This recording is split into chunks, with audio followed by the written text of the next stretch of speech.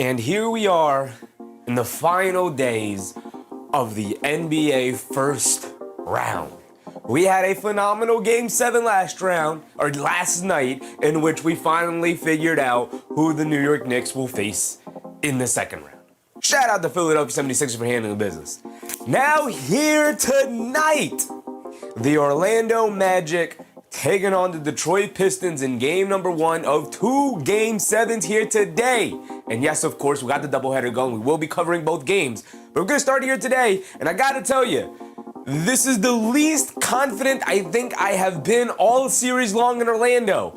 How do you follow up a historic collapse in Game 6 here in Game 7 in Detroit, mind you? All things pointing towards Detroit, everything pulling away from Orlando. But when your back is against the wall, when we truly see what you're made of. Throw everything we've seen in this series out the window. It's 48 minutes. May the best team win. Winner goes on to the next round. Loser goes home. Let's start the show.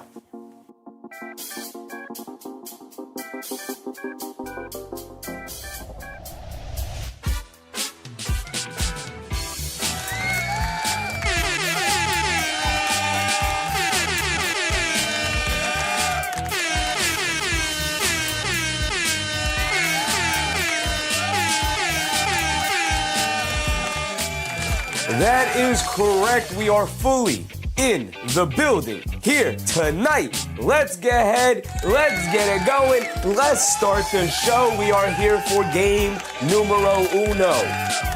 And we have what should be, in my estimation, a pretty predictable matchup. Normally, I'd say great game, a great matchup. We are in the playoffs. We're expecting all these games to be great. But man, usually when you see a team two teams go to Game 7, like we're seeing here tonight, and like we'll see later tonight. Usually, what you're seeing are two teams that are somewhat evenly matched, and they tie it up at 3 games apiece over the course of a 7-game series. And obviously, you got to end at some point. So, winner of Game 4 or winner of their 4th game will end up moving on.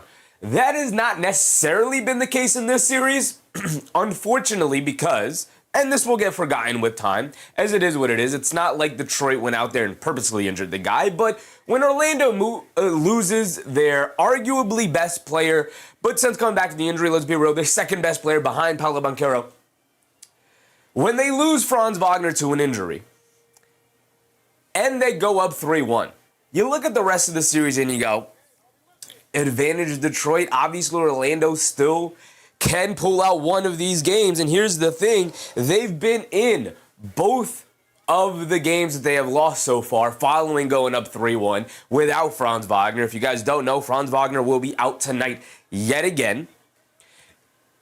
Out with a calf strain, those things don't heal up in about a week's time. He is at bare minimum, I would assume, he's going to miss. Even if they move on to the next round, probably the next round too. Now, you'll start hear rumblings of him possibly coming back, but that is obviously further down the line. They have to handle business here first. But I don't expect this Magic team, who has suffered a historic meltdown loss, being up 22 points at halftime, scoring 19 points in the second half, and finding a way to lose that game at home in a closeout game, an elimination game, up 3-2, knowing if we lose this, we got Game 7, we have all the advantage in the world. Now, I say all of that about Orlando, but we could also look at it from this point of view. Orlando was up 22 points in the game. They were up 22 points in the first half. The largest lead of the game was 24. There were a multitude of factors we could point to. Orlando was knocking down a couple threes. A lot of their role guys are knocking down threes. We could point to Detroit not shooting well at all. We could point to Jalen Duren yet again a no-show. We could point to Cade Cunningham starting off slow before picking it up in the second half. We can point to a multitude of things as to why Orlando got off to a good start. I would mostly point to their three-point shooting being pretty on point into that first half.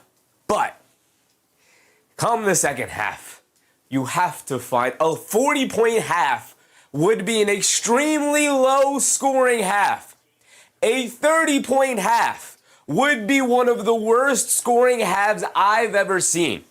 And we've already seen one of those when the Knicks took down the Hawks in an historic victory. They scored 33 points, I think, in the first, something like that. The Orlando Magic topped that immensely by scoring 19 second-half points. We can't harp on it enough. It was history unto itself. And I talked about this before, where at a certain point, it stopped being really good Detroit defense and the story started to shift from that all the way down to, is Orlando just the most incompetent playoff team we've ever seen? Are they the most incompetent offensive team we may have ever seen, especially in modern day basketball, in the advent of the three-point shot and all the points that are being scored? While, by the way, points are significantly down here in the playoffs. Defense is showing up. We'll love to see that. But with all of the context surrounding that, to put up 19 points and a half, absolutely ridiculous. I mean, teams back in the day when scores would end in the 80s or the 90s, not the years, but like the scores themselves, like a score would end 88 to 84. They weren't even put up 19 points and a half. 19 points a quarter, maybe. 19 points and a half is putrid. Putrid. And so here today, I'm expecting a much better offensive performance from Orlando. Now, will they win the game? I highly, highly doubt it. I think all of the pressure in the world is on Orlando. I think they're a young enough team. I think they're a bad enough team, especially down Franz Wagner, that I don't think they'll be able to overcome all of the things standing in their way. The historic meltdown, the confidence loss of that meltdown, which is going to affect their shooting, and they're already a poor three-point shooting team. I think the home court disadvantage for the Magic here tonight being in Detroit is going to be against them. I think the fact that Cade started off slow in the previous game, I expect them to start off red hot here, Game 7 at home. I think all of these factors against them is going to end up pushing Detroit pretty, I don't want to say easily, but I do think they'll get off to an early lead. I think they'll hold the lead for the majority of the game. Maybe the Magic make a run at some point in the game, maybe in the fourth quarter, maybe not, to threaten the Pistons. But ultimately, I think the Pistons win this going away. I'm going to leave it there. We're going to leave it there. NBM said it's called pressure. It's a whole lot of pressure. Whole lot of pressure. I mean, look, there's pressure on both sides, which is why I necessarily don't want to bring up pressure, because there's pressure on both sides. I mean, Detroit is the 1 seed. There's pressure for them to win. So that's why I necessarily didn't want to bring up pressure, because there's pressure on both sides. Detroit's the number 1 seed. They go down to an 8 seed. They join an elite list of teams that absolutely failed come postseason time. So I necessarily don't want to bring that up because I think there's a decent heavy amount of pressure on both sides. But in terms of the things going against Orlando specifically, the confidence loss is the thing I'm most worried about. It's how you deal with it is important. Yes, sir, MBM. Yes, sir. And we'll see how they deal with it here tonight. I think there is more pressure on Orlando, again, considering all of the context I added in there. But my goodness, I don't know how you walk out of that game, go into a next game against the same team, literally 2 nights later, or a day and a half later. It's an afternoon game. Simon Jaw, what's up, Simon? Absolutely. TT in the morning, what's up, TT? My knees are weak and my arms are heavy. Going into the game, let's go Pistons, lock in. I think you got it, TT. I don't know. I feel pretty confident in the Pistons' ability to pull this one off. I felt pretty confident that there was a decent chance that they could end up beating the Magic once Franz Wagner went down, and they're on the verge of pulling it off. Obviously, got one more game to go. Jimmy Pope, what's up, Jimmy? Shout out everybody in the chat. Buzzer Beater, what's up, Buzzer Beater? Appreciate you guys. We got Trapped in the 90s. Appreciate your brother. Angela Harding, Doug Fresh, The Fleas, what's up, Fleas? Lano Monas, appreciate you. Danny Berry Sports. Boss Player, what's up, boss? We have Eric Lyerly, what's up, Eric? Robert Cross, what's up, Rob? Nix for real, what's up, Nix? Jay Hammer, Asher Cat, just as that as always. Let's do it. Nikki, what's up, Nikki? Keith Modeste, what's up, Keith? We could run through real quick. Like I said, there's going to be a ton of pressure on Paolo as the number 1 guy to create a lot. But there's also going to be a ton of pressure, not on Franz Wagner, because he's not playing tonight, unfortunately, but a ton of pressure on Jalen Suggs, who I think has been absolutely miserable offensively in this series, pretty much from game 1. He knocked down 2 tough threes to start game 1. He set the tone for this Magic team, but since then he's been MIA, especially offensively. Defensively, he's been solid. He's been okay. He's picked up a couple of dumb fouls here and there, but you got to show up as the point guard of this team. I label him as the most important player on this team because he comes out, he sets the tone. He's their point of attack defender, their main point of attack defender. And then he's the leader of their offense in terms of getting it set up. And when he's playing poorly, the ball just ends up in the hands of Paolo Banchero. And as well as Paolo Banchero has been in this series and they're in the playoffs, and as good as and talented of a player as Paolo is, you don't necessarily want him having to bring the ball down the court, having to isolate, having him go one-on-one constantly against good defenders his size, matching the physicality of him, creating his own shot while also creating shots for others. While he's capable of that, you're taking away the effectiveness of him because he's constantly having to do it over the course of a 48-minute game when he's playing probably 40-plus minutes a night in this series. And so Jalen Suggs needs to be out there to take some of the pressure off, and I think he's been way too content to give the ball up and go stand on the wing or in the corner and cut off ball and all those things. Brother, they need you to be aggressive with the ball in your hand. Attack the basket, knock down shots, particularly here tonight. You look at Desmond Bane, and I think for the most part, Desmond Bane has shown up in this series outside of maybe 1 or 2 games throughout it. He's shown up. He's knocked down his shots. He's been an option for this team. He's going to need to do so here today over the course of the entirety of the game, not just the first half. Like everybody for this Magic team absolutely went MIA in the second half. So he's going to need to show up, and that's their core 3. We could throw in Wendell Carter Jr. because he has been absolutely phenomenal in guarding Jalen Duren. The Magic as a team have entirely rated. What's up, rated? Nikki said we need Orlando to come out alive. I wouldn't mind it. I wouldn't mind it. Rated said glass half full. They dominated them in the first half, and they were even semi-competent in the second half.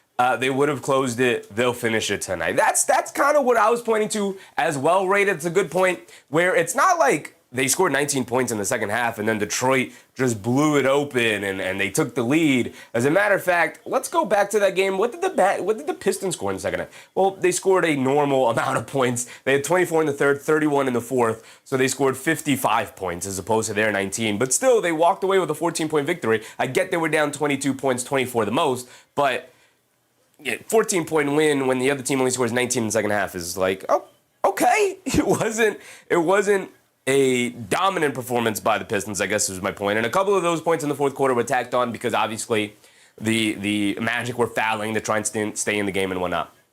Just a couple of those points there. Just tacked on at the end there. But they scored 93 points in the game. If I get it to your point, rated, if Orlando has a 70 competent second half, if they score 40 points, they pull this off, right? They pull this off, which is already a low score. Florida, what's up, Florida? No bingo? We got bingo cooking tonight. We'll get to it in a second. Spotty T, what's up, Spotty? Not having Wagner is disappointing, but they can still finish them. I mean, we've been saying this since Game 5, since they went up 3-1. Yeah, you don't have Wagner, but you can win one game against the Pistons shorthanded, right? You can do that. Paolo's going to need to show up in a big way, as he has. Buzzer beater sent to G's. Appreciate your buzzer beater. Thank you for your contributions, brother. NBM said, who wants him more? I think both teams sufficiently wanted a solid amount, brother. I get what you mean by that, but I always hated that phrasing. Stir Show, what's up, Stir Show? If the first round, it's the first round of upsets, Hawks and Magic advance. We'll see. Hawks? I think you mean 76ers? The Hawks wish. Lana Mona said, I want the Magic to win, but I don't if you can bounce back from Game 6 debacle. But you don't see it to bounce back from Game 6 debacle, I guess is what you're saying? Yeah. Sergio or Raptors. Yeah, Raptors. Raptors, Sixers, Magic, all advance. Would be a crazy upset, Stir Show, because the Knicks, as the 3 seed, would end up as the highest seeded team remaining in the playoffs. Which, for the East, obviously. Which would be crazy. Muhammad, what's up, Muhammad? Today is Cade's day. Put him in your bingo for 30 points. We got him in the bingo for 30. We've always had Cade in the bingo for 30. I do think he'll show up in a major way, especially at home here today. NBM said Detroit lose, epic collapse.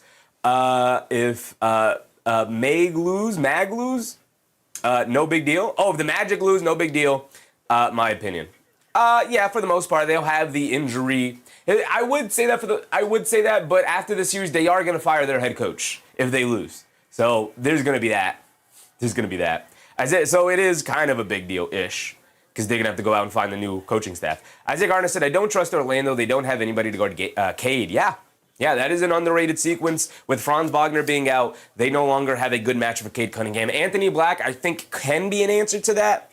Paolo Banchero, I think, is also going to have to take that matchup, but then also that's going to put pressure on guys like Anthony Black to step up and guard a guy like Tobias Harris, who absolutely went off in Game 6 as well. So they're going to need guys to step up in major ways, mostly defensively, to stay in front of this Pistons team. I mean, they scored 93 points in the last game. It's not like they've been a juggernaut. They had a 12-point quarter as well in the second quarter for the Pistons. So it's not like they can be a dominant offensive team. You can find ways to stifle them. And the Magic are going to have to find ways to do so. Mo Wagner, not a part of the rotation because they're going with Goga Batadze. Tristan Da Silva has been nice. He's been a nice, solid piece for them off the bench. I don't really have too much of an issue from him. And then we get to the Pistons, right? And the Pistons, real quick, we talked about Cade Cunningham. I fully believe he's going to show up and be the starter that he is here tonight. Jalen Duren, I don't have as much confidence in. I thought during Game 5 or 6, both of the games, I was like, oh yeah, he's primed. He's going to have a big game in one of these. And that didn't happen. Maybe Game 7 is the game, but I can't have any confidence in it. Even in Game 5, I believe, they came out, fed the ball to the big man. He scored 7 of their first 10 points, I believe, and then didn't see another point until the end of the third quarter. So not entirely locked in with Jalen Duren. All-Star Thompson has been phenomenal defensively, not as much offensively. If they continue to get contributions like that from him, they should be able to pull it off with his defensive contributions, getting turnovers, getting stocks, getting steals, getting his team out and running defensively, because that's honestly when the Pistons are at their best, when they can create offense with their defense, right? If their defense can lead their offense, obviously we know they can struggle in the half court, but if they can have their defense lead the way first, and have their offense kind of piggyback off of that dominance, that's when they can get themselves in a position where they'll be all right. Tay Cowboys, what's up, Tay? AOD, what's up, AOD? TT in the morning said, I hope Duren steps up too tonight, but I just don't think it's his series. That's very fair, and that's not a great thing to say when the matchup is Wendell Carter Jr. And as good as Wendell Carter Jr. is, we should probably be giving more credit to him and his own individual defense and the defense of the Magic in general. You were an all-star, man. You can't get stifled by a player. You just can't. You just can't. But it's not even just the scoring, TT in the morning. I don't think he's been that impactful defensively. As a matter of fact, it's not surprising that they've gone to Paul Reed for offense, and then they've also gone to Isaiah Stewart for defense, and I think they're kind of just playing Jalen Duren in there because he's your second star and a guy who's going to garner a large contract in this offseason, so they have their if he was just a normal young player, I think they would have limited his minutes pretty significantly. And I think they've limited it as much as they can without causing too much of a stir. We talked about Tobias Harris for a second. Nick Yag, what's up, Yak? CEO King, Pinecone Bliss, appreciate you guys. We talked about Tobias Harris for a bit in the sense that he, outside of Cade Cunningham, one of the few guys on this team that can generate a decent look enough. And I know he feels that way. Because he has absolutely tried to take full advantage of the matchups he has, which is why I'm looking at other guys like Anthony Black and Da Silva and these guys off the bench, because they're going to need to step up to guard Tobias Harris, because I think the best matchup against Cade Cunningham is probably Paolo Banchero.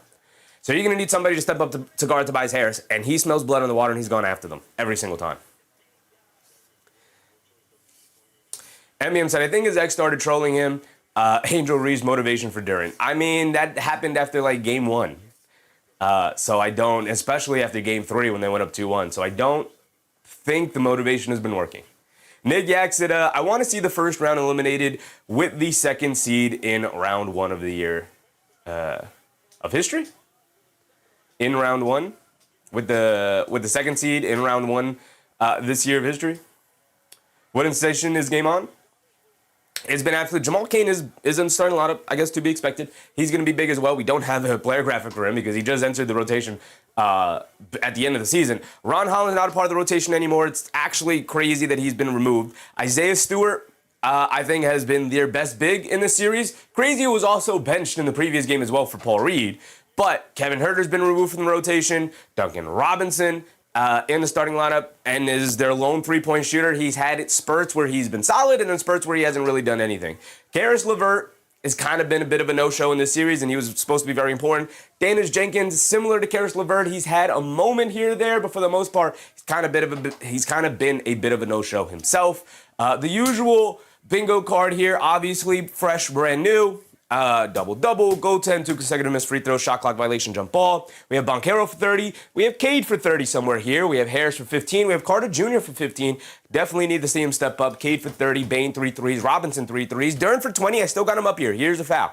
He is a a star, I can't lower it to 15 for him, man. Give me 20 points, Jalen Duren. Give me 20 points one time in the series. We have Black for 12, 3, and 3. I think he hit this marker once in this series, so he needs to hit this marker. And it wasn't even with rebounds and assists. I think he had steals for one of the 3.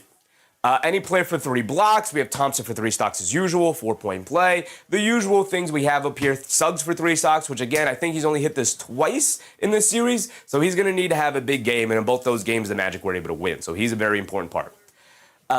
TT in the morning, ABC. This is an ABC game. And we are getting ready for tip-off. Here we go. Let's lock in. The Pistons, by the way, matchup indicator. This thing, what does this mean? Whole lot of nothing. But every time I scroll past it, I think it's funny. They give Detroit about an 80% chance of winning this game tonight. I'd probably give them a similar percentage. Matt Sub, what's up, Matt Sub? Isaiah Garner said, I will start Paul Reed over Duren. He was good in the Philly series. Paul Reed is not a third-string center. I think Paul Reed is a legitimate backup center. I think he's a really good basketball player. And I think Detroit should probably utilize him a little bit more. And them going to him in Game 6 may have saved their season because he kind of got them rolling a little bit. CEO King said betting abs got Duren at 13. See, I just can't do that.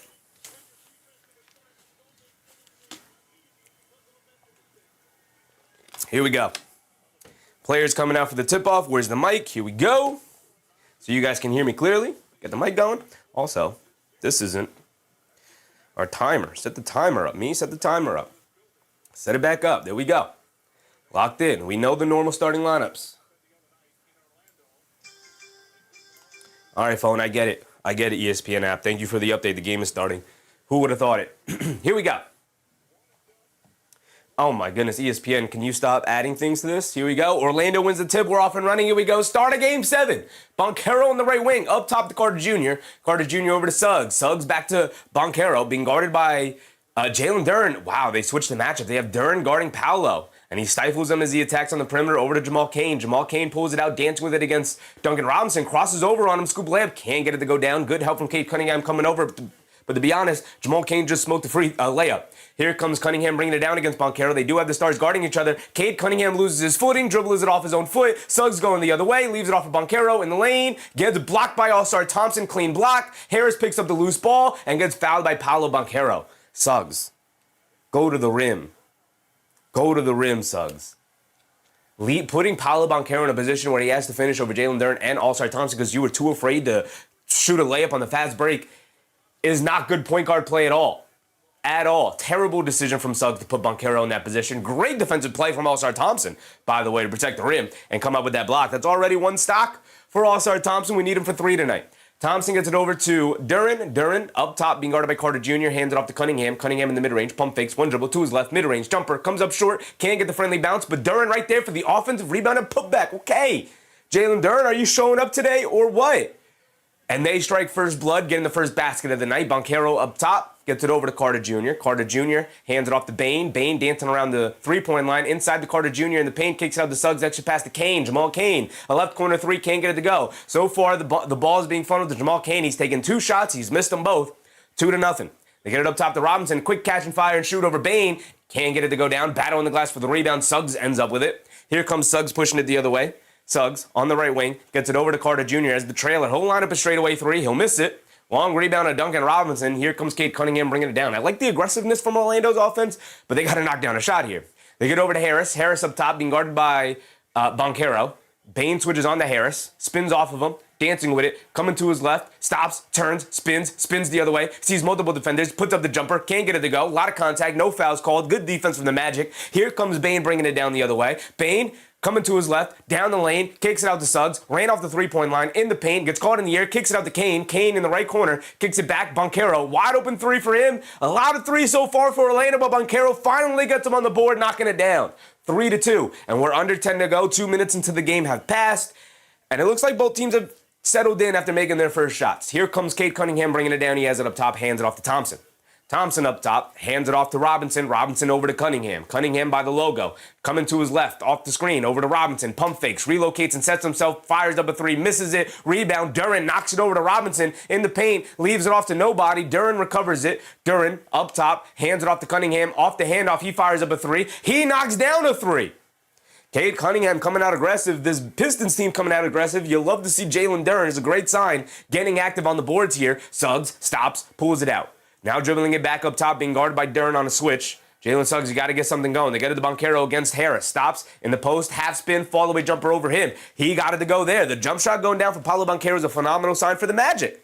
So pretty good signs for both sides. Duren active on the glass. Banchero knocking down jump shots. He's knocked down 2 so far tonight. Cunningham swings through to his right behind the back pass to Duren. Duren hits Tobias Harris coming back towards the bad pass, hits his legs, hits a turnover. They get over to Bane. Bane on the break, stops, pump fakes, over to Suggs. Suggs is the trailer, inside pass to Jamal Cain in the paint. Hop step, kicks it out to Banchero. Right corner, good defense from the Pistons to recover. Now Banchero has to isolate here against Harris. Has him in the post, on the right wing, in the paint, leans in, gets blocked. A lot of contact, no fouls called. Banchero not looking at the officials, look like to be clean. I think Thompson may have come over with another one. Thompson has it up top as he brings it down. Coming to his right off a Duren screen. Kicks it out to Robinson. A quick catch and fire to the right corner. Robinson knocks it down, and we got 8-5 now. Lead for the Pistons. A little over 8 minutes to go. Here comes Suggs. Suggs up top being guarded by Thompson. Suggs coming to his left. Now coming to his right. Trying to dance around the Banchero screen. Spins to his left. Step back inside pass to Jamal Cain. Gets knocked out of bounds by Duncan Robinson. I think it's going to stay here with the Pistons. It is. Stay here with the Magic. It is indeed.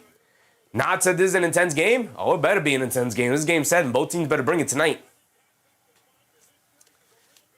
Isaiah Garner said Suggs is just a 3-and-D player. That's it. If the 3 would go down, that'd be very valuable for the Magic, but he has not been a good 3-point shooter at all.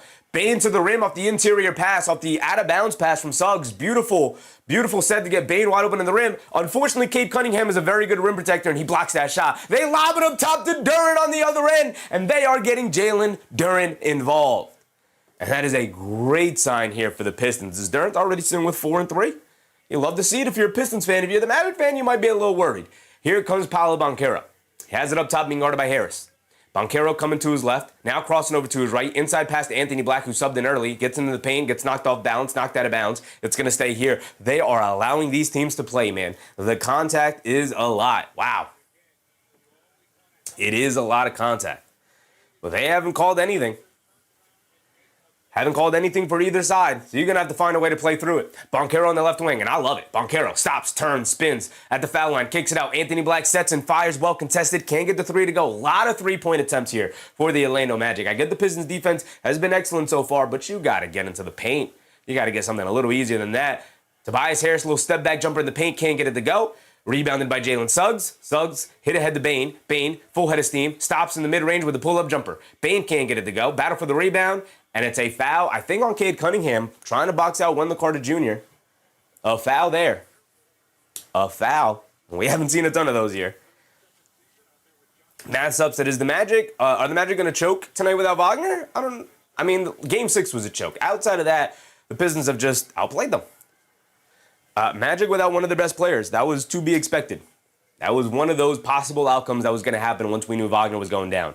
Carter Jr. driving it down against Duren, pulls it back out, leaves it off for Suggs. Suggs by the logo, pump fakes, coming to his left, down the lane, across the baseline, kicks it out. Bane, extra pass, Banchero, another 3 for Paolo at the buzzer. Got it to goes, the shot clock buzzer expires. Paolo Banchero, 2 for 2 from 3-point range, and they've needed every single one of them so far. He's got all 8 of Orlando's points here tonight. Can somebody else help Paolo tonight? Cade Cunningham on the right wing, pulls it back up, being guarded by Bane. Cade's going to look to isolate here. He likes the matchup against Bane. They show 2. They kick it out. Duncan Robinson, a wide open left wing 3. He can't get it to go. Banchero, the rebound. They're pushing it the other way. Banchero on the left wing. Dancing with it. Rhythm dribble, step back 3, another one. Oh my goodness. Paolo said, I'm not going home without a fight. I'm showing up. You other guys on my team, get on my back. I got you tonight. Paolo Banchero with the first 11 points for the Magic, giving them a 1-point lead. We are approaching the halfway point of this first quarter, and what a performance it has been so far. Nobody else on Orlando able to get involved. Paolo Banchero doing it all. The 3-point shot going down for him is a phenomenal sign for both him and his Magic teammates. Hopefully he can continue it all night long, because so far it looks like nobody else is going to show up for him. Anthony Black is 0 for 2, Bane 0 for 2, Cain 0 for 2, Wendell Carter Jr. 0 for 1. They need somebody to knock down some shots. Jalen Suggs, can you try to shoot a shot, brother, please? Please? I know Paolo Banchero and the rest of your teammates are like, Suggs, what are you doing out there, big dog? You getting cardio in? Will Barr, what's up, Will Barr? If Paolo doesn't help, if Paolo doesn't have help, they're cooked. Yeah, tend to agree, especially considering how well the Pistons have come out. Let's talk about the Pistons. You look at Cade, he's knocked down a 3. Duren, 4 points, 3 rebounds, attacking that glass. And this is why I've had such an issue with Jalen Duren during this series, because it's not just the points. We can look at the points, we can laugh at the points, we can laugh at the fact that he can't put the ball in the basket for some reason anymore. But that does not excuse defense that has waned between being pretty solid, pretty good defense for Jalen Duren, to being an absolute turnstile and a non-factor at the rim. And also the rebounding, which is just, he should be hovering around 10 rebounds a game, and he's not during this series. He just flat out has not been impactful in this series enough to justify him being, or justify the contract he's probably going to demand in the offseason, but also justify the fact that he has been their second best player during the regular season. Cade Cunningham would go out, and Jalen Duren was putting up like 25 and 10 easy. Easy. But here's the thing. You get into the playoffs, and I get it. They're going to exploit your weaknesses. That does not mean that you get to just sit idly by and not be impactful. There's the defensive side of the court. Be better there. There's the rebounding aspect to the game as a big man. There's that aspect that you should be better at. And he just hasn't. He hasn't. And that's ultimately been my biggest letdown with Jalen Duren. It's not just the points. If it was just the points, I'd be like, all right, young dude figuring it out. I get it. Okay, sure. Not his matchup. Carter Jr. and the Magic have played him extremely well. You got to bring it defensively. You got to bring it on the glass. And he hasn't done either of those things. Hasn't done them. Will Barr said, hope Orlando's finest in the floor out. Isaiah Gardner.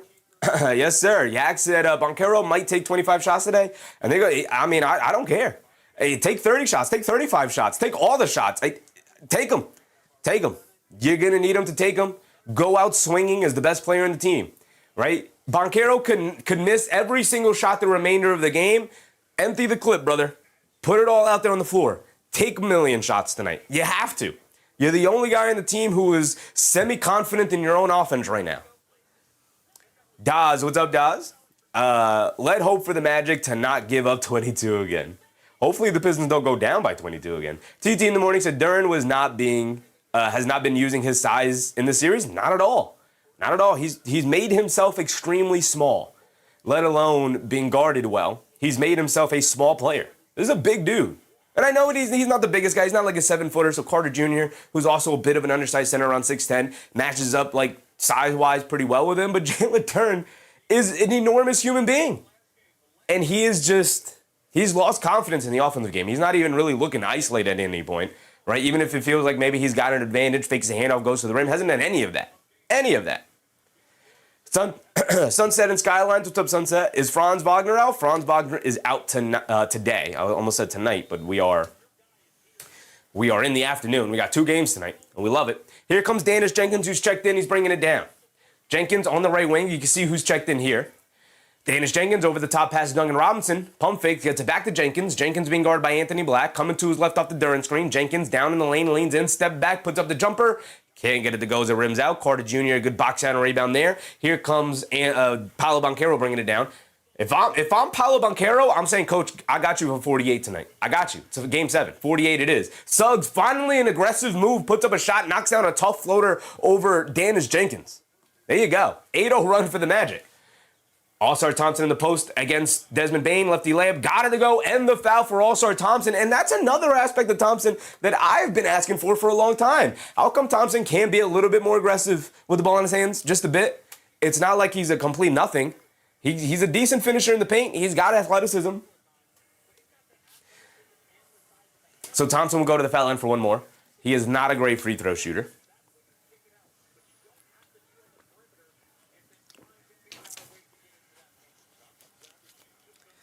Will Barr said the key looks like mid-range for Orlando if they get that lead again. As Thompson misses the free throw well short. A little bit. I mean, the mid-range should always play a factor. Let's give Thompson that shot. Mid-range should always be a factor for sure in every team's offense. But, yeah, I guess we could say that because Paolo, when at his best, is knocking down that mid-range shot. Extra pass to Bane, ran off the line, sidestep at 3. Desmond Bane can't get it to go. Long rebound. Jenkins had it, lost it. Quick hit ahead.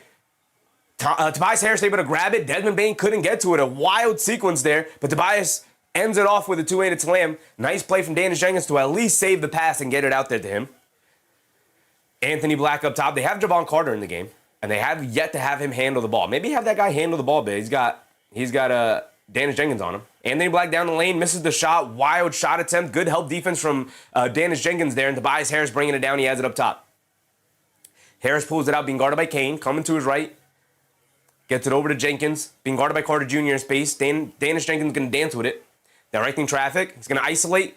Crossover. Comes to his right. Under the rim. Tips to the baseline. Leaves it off to Duncan Robinson. A three. Can't get it to go. Battle for the rebound. Duren snags it and gets fouled. Jalen Duren being a beast in the paint. That's what you want to see. If you're a Pistons fan, that is what you want to see right there. Cade Cunningham not in the game. You're not able to generate clean looks, but Jalen Duren able to dominate the boards. Will Barr said, Google still had Detroit with 75% chance to win. So did ESPN. They had him 80. Biggest reason being no Franz Wagner home court advantage, and Cade finally has help. Does Cade finally have help? Does he? Maths up. What's up, Maths up? Carter Jr. and Duren are both 6'10", but Carter is taller than Duren. Maybe slightly. Yeah, neither of them are big centers. As Duren misses the first free throw, he's got another one coming. Here's the thing, that's 2 consecutive missed free throws, but I changed it on the bingo card since you guys wanted to try and get it off a technicality. It has to be by the same player now. We'll see. Duren has an opportunity to give us the spot right now. Devon Scott, what's up, Devon? I thought we had the wrong Thompson twin at first. I think the Thompson twins will be fine, but I'll tell you what, both of their weaknesses shining very brightly in the playoffs, both Amon and All-Star Thompson. But they're going to be a very good, very impactful NBA player for a very long time. Duren did knock down the second free throw. Here we go. Bane up top. Gets it over to Black. Black over the top pass to Carter Jr. Carter Jr. being guarded by Duren. Hands it off to Bane. Coming to his right. He's got space in the paint. Gets stripped up. And he'll go to the foul line for 2. Gets stripped up by Javonte Green. Suns Gen. What's up, Suns Gen? We're good. At least I'm good. I hope you guys are good. Jason, what's up, Jason? Just got here. Some more rough shooting, I see. Oh, yeah, this series is filled with rough shooting, for sure. For sure. This is the rough shooting series. MDM said no scoring threat on the floor for the Magic. None at all. I mean, I guess Desmond Bane, who just got himself to the foul line here, but nobody's made a shot. Now Desmond Bane at the foul line. We know who'll make the first one. We'll see if he makes the second. Unless he misses the first and makes the second, unless this is really far ahead. He knocks down the first one. He's got one more coming. We got 4 minutes to go here in the first. Duren subs out. Isaiah Stewart subs in. This series has also been filled with a ton of bricked free throws. The Detroit Pistons have already missed a couple. Desmond Bane goes 2 for 2 from the foul line. Ties us up at 15. There you go. 4 minutes to go here. Cade Cunningham is back in. He'll bring it down. He's been in, but subbed out for a minute. Cunningham on the left wing. Backing down Desmond Bane. We got Mo Wagner in the game. Look at Mo. They swing it out. Dennis Jenkins a straightaway 3. He'll knock down the 3. It's a big sign for the Detroit Pistons to get something out of Dennis Jenkins. He knocks down a 3. That could get him going. Here comes Anthony Black bringing it down. The Pistons are 7 for 15, while the Orlando Magic are 5 for 15. Anthony Black coming to his left off a Wagner screen. They get it over to Jamal Cain. Javonte Green jumped the passing lane. Jamal Cain dribbles into a mid-range jumper. Got it to go down for Jamal Cain. Jamal Cain, nice find for Orlando. He's got some promise to him. I like his game a lot. Obviously a little raw. He's going to have to define his game a little bit more as he ages, but it's a really nice find for Orlando there. Cunningham has it up top, being guarded by Anthony Black, coming to his right off the Stewart screen. Mo Wagner hedges out hard. They show a trap, and then Anthony Black gets the steal. Good hands from him. Mo Wagner picks it up. It's interesting to see Jamal Mosley go to Mo Wagner here. I like it. I like the move. Batase played well in the previous game, but I like the different look. Desmond Bane, wild kick out pass to Jamal Cain, mishandles the pass, kicks it out to Anthony Black. A wild sequence, inside pass to Javon Carter, kicks it out to Mo Wagner, a right corner 3. Mo Wagner got it going. There you go, Mo. Way to step into the game after not playing the entirety of the series and knocks down a big-time 3. Every 3 in this series is a big-time 3. We got Knife Wars. Appreciate you, Knife Wars. Thank you for the subscription. Hope you're having a good time tonight. Cade Cunningham blowing past the defense. Can't get the layup to go, but he is going to go to the foul line as they call the foul on Jamal Cain. And with 2:30 to go, we're going to get a timeout. But when we come back from the timeout, Cade Cunningham will be at the foul line for 2 free throws. Mark, what's up, Mark? Super Morty Man, what's up, Morty? Pistons in Game 6, second half, one of the best comebacks ever.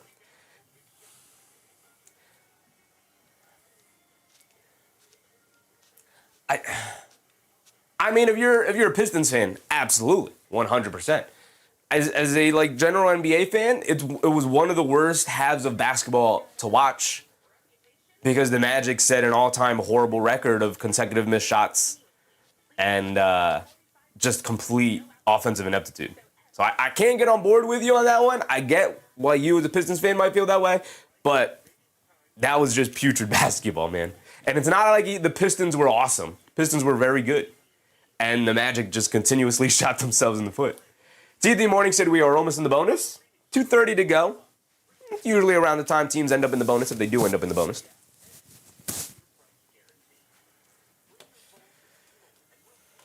Say Cowboys, Cade back to traveling, they never call it. They don't call travels in the NBA. Can't expect them to. Superhero, what's up, Superhero? I couldn't afford to watch the game, but I found you, so that's a steal. Appreciate you, Superhero. Hope you're having a good time tonight, brother. Thank you for hanging out with us here tonight. Hope you have a good time. Aeon said, what's good, y'all? Solid basketball game so far. I got Orlando. I can't have confidence with Orlando after what we saw in Game 6. I can't. I hope they make this a competitive game, and then whichever team wins. I don't have a dog in the fight. But I just want a good game down the stretch. S2 Mar, what's up, S2 Mar? Shay Cohen, what's up, Shay? Is Cade in or out? You can see right behind me, these what we have up here is who is in the game. So Cade Cunningham is currently in the game, along with Thompson, Stewart, Green, and Dennis Jenkins. As far as Orlando goes, you got Kane, Bane, Wagner, Mo Wagner, no Franz Wagner, Mo Wagner, who's knocked down to 3, Javon Carter, and Anthony Black. Isaiah Garner said Bane is not a good fit for this team, and it shows, or is it the offensive system? It might be the offensive system, which is why I think upon the ending of Orlando's playoff run here, whether it's in this round or the next round, or they can make it to the finals, I still think they're going to heavily consider firing Jamal Mosley. I mean, it's not out of the realm of possibility. There's a precedent there. The Knicks made the conference finals last year and still fired Tom Thibodeau. Now, they have different expectations than the Magic do, or maybe not. Maybe the Magic feel like, you know what, we should have been a much better team, and we should have made it farther in the playoffs. So, but I do expect Jamal Mosley to be gone, win, lose, or draw here. Official, what's up, Official? Appreciate you. We got Official in the community now. Appreciate you, brother. Hope you're having a good time tonight.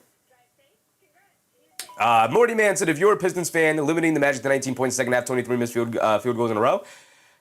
I said this at the beginning, Super Morty. It started as like, oh man, the Pistons defense is really locking in, and then it morphed into, oh, this is one of the most inept offensive performances we've ever seen from a team, right? It's a combination of both, but I think it morphed into something beyond even what the Pistons were doing. The Magic just started missing shots and then started settling for terrible shots, and then suddenly the pressure started building. And I think it's a little bit more of that than just awesome Pistons defense, which Pistons defense was very good. Jelio Smith, what's up, Jelio?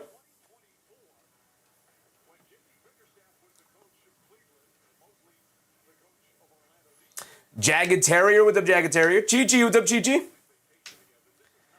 Now we have to listen to the fake sports analysts talk about how Embiid will destroy the Knicks. No one talks about how the Celtics lost the series living and dying by the threes. Fair. Very fair. Cunningham's at the foul line for 2. Aeon said, living the dream, Boston sports collapsing while the Knicks and Yankees are the new powerhouse of the division. I mean, the Yankees have consistently been there as a powerhouse of their division. They just have not shown up in October when it matters most. Unfortunately for them. Bruce Fowler said, last possession type game. I hope so. Bruce Fowler, what's up, Bruce? All future subscribers. Cunningham knocks down both.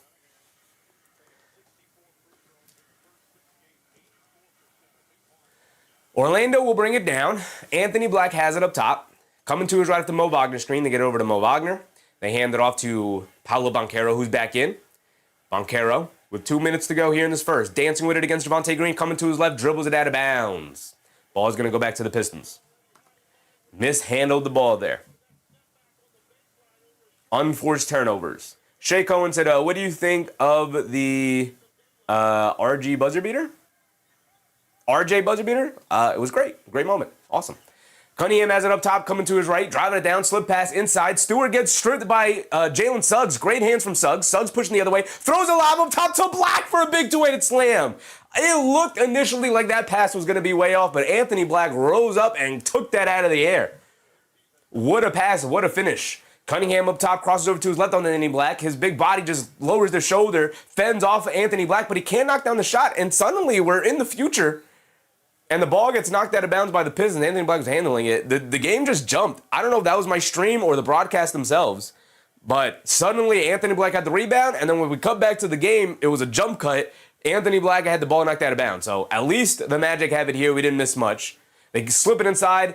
Mo Wagner rushes the layup attempt. He's wide open under the basket. He just smokes it. Bullet pass over to Duncan Robinson. The rim gets chased down, blocked by Jamal Cain.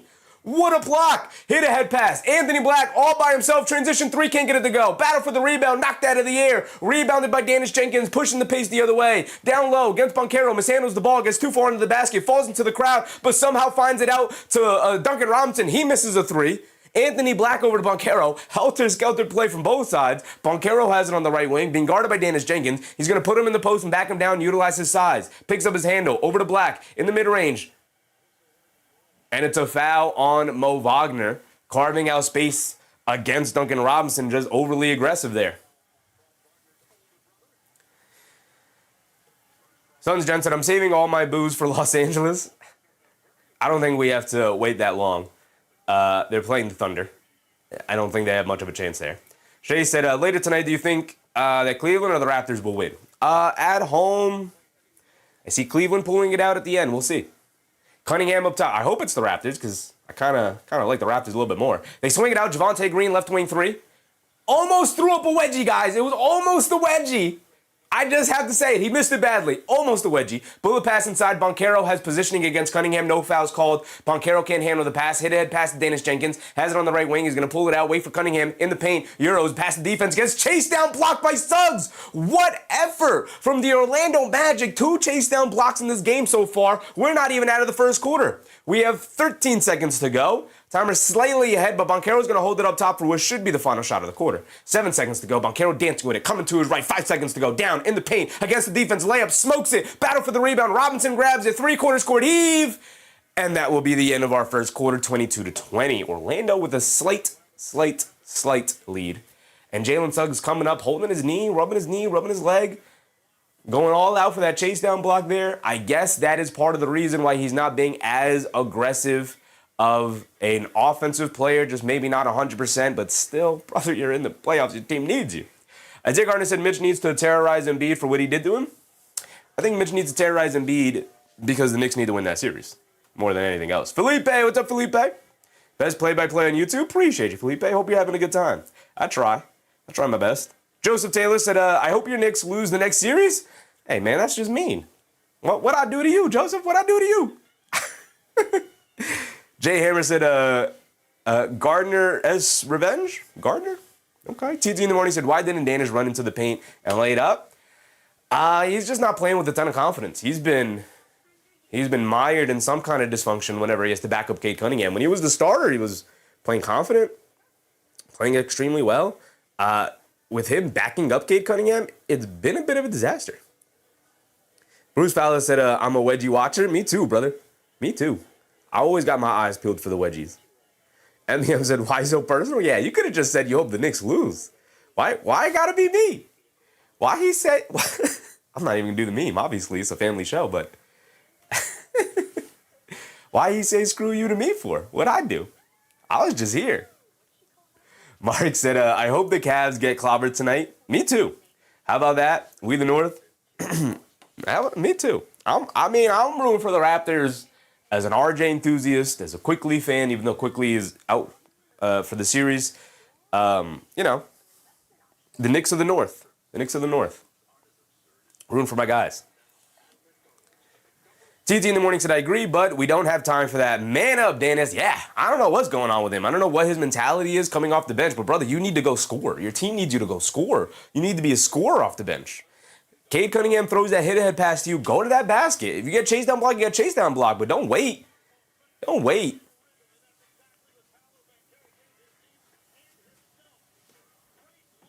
MAM said, me too. Raptors all the way. Our twin. Shout out RJ. Shout out RJ. Got to root for the Raptors. Isaiah Gardner said Raptors probably will close that series in 6 with quickly. Yeah, it's crazy that the Cavs are having such problems with them, despite the Raptors not having their starting point guard out there, which is pretty important. Pretty important. Showtime, what's up, Showtime? Is this great defense or bad offense? A mixture of both. Both teams struggle as offensive teams. Both teams are some of the worst offensive teams that made it into the playoffs. And both teams are solid, really solid defensive teams, especially the Pistons, obviously, one of the better defensive teams in the league. It's a mixture of both. It's inept offense meeting good defense from the other side, you know? Pistons, good defensive team. Orlando, good defensive team when locked in. And both struggle offensively in different ways, but kind of also similar ways. Ayon said, Toronto all the way. RJ was the first and only guy New York drafted that I legit wanted, but I'd redo the OG trade every time. Perfectly said, Ayon, because I 100% agree. 100% agree. Although I was pretty locked in with Porzingis. I was pretty locked in, and I was devastated when he was traded. Matt's up said Duncan Robinson is throwing brick after brick. He's 1 for 7. At least he's throwing them up there, man. Which is a far cry from what Daniel Jenkins is doing tonight. You got to get those shots up, man. You got to empty the clip. Edwin Cruz with the Bedouin. Let's go Orlando. Here we go, brother. Here we go. Start of the second half. Pistons come out with the ball. Cunningham up top. Swings through to his left. Behind the back to his right. Gets Suggs up in the air off of 3 pump fakes. And Suggs finally bites on the third one. Fouls him. And Cunningham will go to the foul line for 2. Jalen Suggs' second foul, I assume, here. Jalen Suggs' second foul. We'll see if that updates. It's either 1 or 2, obviously.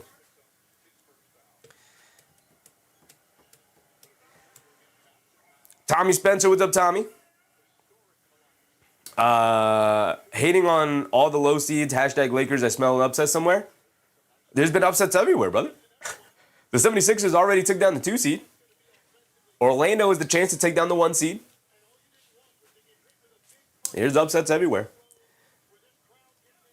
Edwin Cruz going back to my guy. He said, let's go Orlando. If Orlando wins, my team, the Knicks, will get homework the rest of the playoffs. Yeah, they'll have home court advantage, you mean? Yeah, they will indeed. Knicks will indeed. They will be the highest seed remaining in the East. Here we go. Cunningham splits his free throws, 22-21. Suggs over to Carter Jr. Pump fakes from 3, hands it off to Suggs. Suggs behind the screen. He'll set and fire from 3. He'll throw up a brick. Battle for the rebound. Green ends up with it. Javonte Green bringing it down, picked up by Bane. Cross-court pass to Thompson. Thompson coming to his left, hands it off to Cunningham. Cunningham swings through to his left off the screen. Inside pass to Thompson to the rim. Goes up, throws it down over Tristan Da Silva, who subbed into the game. And that's what Thompson's got to do. Utilize that athleticism offensively, man. Tristan Da Silva has it up top. Coming to his right off a Banchero screen. Putting his head down, attacking in the paint. Gets caught in the air and throws it away. Da Silva just doing a little too much there. Here comes All-Star Thompson down the lane. Swings it out. Javonte Green at transition to 3. He throws up a brick. Rebounded by Paolo Banchero. This has been a rough shooting game so far here tonight from both sides. Banchero dancing with it. Coming to his right. Being guarded by Cunningham. Banchero over to Da Silva. Da Silva back to Banchero. Banchero calling for a screen with Suggs. Banchero swings through to his right, putting his head down, attacking, down the lane, layup, can't get it to go, but a foul is called. Banchero wants a goaltend too. He'll go to the foul line for 2 at least. And they give him the goaltend. They do give him the goaltend. That's on the, is that here? That is here. We got a goaltend, folks. We got a goaltend on a foul.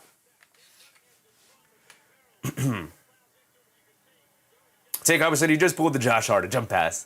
Josh Hart, slightly better passer than Tristan Da Silva, I gotta say, though. We have the bingo cards, the PSD, bingo card, PSD for the Magic. There we go. So we do have a goaltend. I don't think we have anything else. As you guys can see, I spelled player fouls out wrong. Is player F goals out? But we do have a goaltend, so we'll fill that in a second. Banchero knocks down his and 1 free throw. It's a 2-point lead. 10:30 to go. In a game like this, where offense is tough to come by, a 2-point lead is like an 8-point lead. All-Star Thompson down the lane, kicks it out to Duncan Robinson, being guarded by Da Silva, gets it over to Cunningham, coming to his left off the screen, shot clock winding down, rhythm dribble, step back 3, Cunningham gets it to go. Big time shot for Cade Cunningham. Every time a player makes a 3, I feel like it is a big time shot. And then Suggs gets the ball stolen right out of his hands by All-Star Thompson, who goes down the other way with a 2-handed slam. And it's a 3-point lead. Bullet pass inside the Carter Jr. He lays it up and in, and it's back to a 1-point lead. 28-27, trading baskets very quickly there. And now here comes Cunningham bringing it down. That might be the most amount of points we see scored in less than a minute time span here tonight. Cunningham danced with it against Bane, leans in, looking for the foul. He does get the foul. He's going to go to the foul line for 2. Desmond Bane playing defense with his hands too much there. Mark said, Suggs sucks. Get him out of here. He did come up limping before, holding on to his knee, which is an issue he's dealt with since going back to last year. I have to think he's not 100%, but yeah, he's not been great. Not been great in this series. Gonna have to be better. Cunningham misses the first free throw. Toilet bowl's out. Rolled around that rim. It was halfway down, but it ultimately pops out. Jason said an offensive explosion. They traded like 5 or 7 points in that span. Absolutely an offensive explosion for this series. Aeon said, is Black 12, 3, and 3 points, rebounds, and assists? Generally, it is points, rebounds, and assists, but I will take steals. I will take blocks if he gets to that point. Cunningham does knock down the second free throw. So it's 12, 3, and 3 anywhere with traditional stats outside of turnovers, right? Blocks, steals, assists, rebounds, whatever you can give me. They kick it out. Suggs a wide open right wing 3. He misses it. Jalen Duren a good box center rebound. Here comes Cade Cunningham bringing it down. Rose with the Rose. Cunningham has it on the left wing. If I don't specify it, it could be almost anything. Cunningham swings it out to Harris, attacking to his right off the catch, throws up the floater, gets the floater to go down. Tobias Harris has had a nice soft touch in this series. Hit ahead to Bane. Bane will stop and pop in transition, and he'll knock down the 3. They need Desmond Bane desperately to show up in this series, in this game tonight. Here comes Cunningham. They get it to Harris in the post, being guarded by Bane. Backing him down. Trying to use his size and his strength to his advantage, although Bane not giving an inch with the strength advantage. So maybe it's not a strength advantage. Maybe it's just the size advantage. Cunningham driving it down on Bane, leans in. Bane strips him. Banchero picks up the steal. He's bringing it down the other way. Or Bane picks up the steal. Banchero picks up the ball. Banchero has it in the post against Cunningham. Backing him down. Backing him down. Backing him down. Fall away jumper along the baseline. Banchero got it to go. And if that jump shot is going down, we get a timeout from the Pistons. If that jump shot is going down, we don't have a timeout. We just have a stoppage in play. If that jump shot is going down, man, it's a delay of game warning to the Magic. Paolo becomes increasingly more difficult to guard. He's got 16 points tonight, 6 for 9 from the field, 5 boards, 2 assists, doing it all. Doing it all. Here we go. Cunningham walking it down. He has it up top being guarded by Banchero. I love that the stars are guarding each other. Cunningham gets it over to Robinson on the right wing. Being chased off the line by Carter Jr. on a switch to get it back to Cunningham. Coming to his left, slips it inside to Duren. Duren in the paint against Carter Jr. Spins in there, flips it up, can't get it to go. Excellent defense. Battle on the boards for the rim. Knocked out by Carter Jr. And they say it's out of bounds off of the Pistons. Thompson looking at his team to challenge it. I'm going to get a couple substitutions here.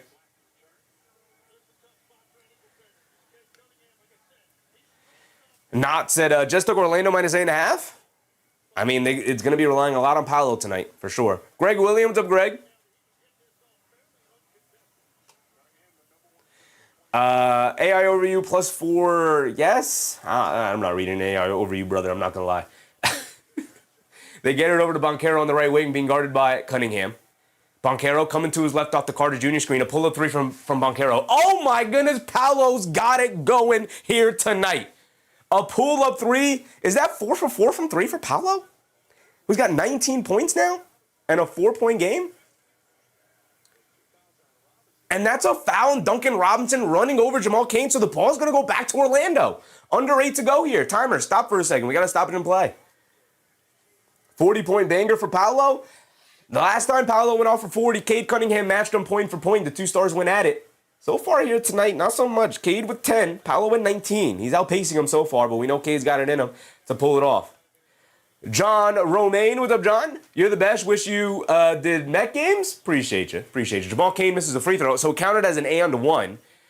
Could have been a 4-point play, but Jamal Cain misses the free throw. That could have been another thing on our bingo card. Come on, Jamal Cain. We needed that. 8-0 run for the Magic again. They take a 4-point lead. They get it over to Duren. Has it up top. Hands it off to Cunningham. Off some screens. Puts up the 3. He misses it off the back rim. The long rebound finds its way out to Harris. Loose ball. Duren able to pick it up. Cunningham coming to his right off the handoff. Cross-court pass. Harris in the corner. Ran up the line by Anthony Black. Puts up the mid-range jumper, and he got it to go down. Tobias Harris showing up, doing his thing. Helping out Cade. I know Paolo is like, man, I wish I had a Tobias Harris. I wish my Tobias Harris, Franz Wagner, was out here, who's a much better Tobias Harris than Tobias Harris. Paolo Banchero on the right wing. One-on-one against Harris. Tries to throw the pass inside, turns it over, a bad pass from Paolo. And here comes Thompson bringing it down. They leave it off for Cunningham. Extra pass, Danish Jenkins ran off the line by Jamal Cain in the paint, leaves it off Jalen Duren, running down the middle of the lane for a big one-handed hammer. And maybe a nice big highlight like that will get Jalen Duren locked into the game more. 7.6 boards for him. He is helping out on the glass, which is what I want to see at least if the scoring's not going to be there. But he's got 7 points, which is also very nice for a guy who struggled in this series. Black fakes the handoff, keeps it. He's being guarded by Cunningham. He's going to run a pick and roll with Carter Jr. Coming to his left, picks up his handle, and he throws it to nobody. Jamal Cain able to save it, but right to Jalen Duren. Now to 5-on-4 as Cunningham brings it down the other way. Cunningham stops, pops, in transition, a three. He got it to go, and he said, anything you can do, Paolo, I can do better, or at least just as well. Back up by 3, the Pistons go. Cade Cunningham up to 16 points. This should update to 16. He's knocked down 2 threes now, right? Paolo sitting with 19, and so the 2 stars going band for band yet again. Yet again, here they come. Or is it only 13? I guess Tobias Harris knocked down a couple of shots as well. So 13 for Cunningham, 19 for Paolo. TT in the morning said we cannot have Paolo hitting threes. I believe Paolo's 4 for 4, is he not? Real quick, we'll just check. Paolo Banchero here tonight is 4 for 4 from 3-point range, 7 for 10 from the field. Wow. TT in the morning said Mosley got to talk about it. Yeah, you got to talk about what you're going to do with Cade Cunningham for sure. For sure. Aon said, coach shot from Cade. Pretty cold. Pretty cold. Cade Cunningham's really that dude. 13 points, 5 assists for Cade Cunningham tonight. Take a look at our bingo card. What did we have again, guys? We had a goaltend. We had a goaltend. I believe we have a couple of blocks as well. All-Star Thompson might be good on the stocks department. We have Thompson for how many? Where's Thompson? What do we have? We have Thompson for 3 stocks. All-Star Thompson, he's got a couple of steals and a block already. He's got 2 blocks and 3 steals. He's got 5 stocks. He's got 5. I only asked for 3. All-Star Thompson dominating the game defensively here tonight, causing havoc all over the place. He really could give Wemby a run for his money for Defensive Player of the Year once people get bored of voting Wemby DPOY. Because that'll happen. That'll happen eventually. He might win 3 or 4 in a row before they get tired of it, but they might get tired of it. Mark said, oof, Isaiah Thomas sighting. It's a wrap for Detroit. Jinx now? Crazy. Crazy. I didn't catch Isaiah Thomas there. I did see Big Ben Wallace. The Izkig? What's up, Izkig? Detroit got the better twin. I think they're pretty comparable. I do think they're pretty comparable. Chris 9, what's up, Chris? Can Cade please get rebounds? He's got sitting with 0 rebounds right now. Tell you what, Duren is attacking that glass, so that's helping. Stewart did not have a long run at all, I'll tell you that. Duren playing much better, allowing them to lean into their best lineups. Has really helped so far here tonight. 3-point game. Anybody's game. Felipe said, how can we trust the Magic after the second half? Scary? Yeah, you can't. You just have to hope that they continue to play well as the game goes on. Aeon said those Thompson twins are something else. I mean, they better start developing an offensive game or the league, may start looking past them a little bit. Because I'll tell you what, when it's all fun and games while you're still on your rookie contract, Aeon, but once that, 30, 35, $40 million number gets put next to your name, the expectations change from like, oh yeah, really nice, solid defensive players to, brother, you better be giving me 20. Better give me 20 tonight, especially in a closeout game.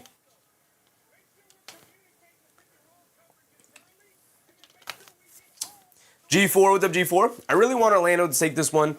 I think it would shape up a lot in general, especially with the play-in conversation. I would like to see it because I think whenever one seeds go down, it's truly hilarious. But that's just me, as a non-biased spectator. Anthony Black to the rim gets fouled by Paul Reed, who's in the game. No Isaiah Stewart. Is Isaiah Stewart injured? Are they just leaning away from Isaiah Stewart? We're at the halfway point here in the second. Anthony Black will go to the foul line for 2.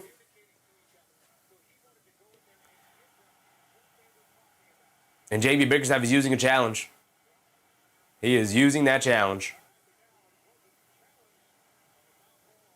See the replay on it. He was very emphatic with that challenge. Paul Reed went up.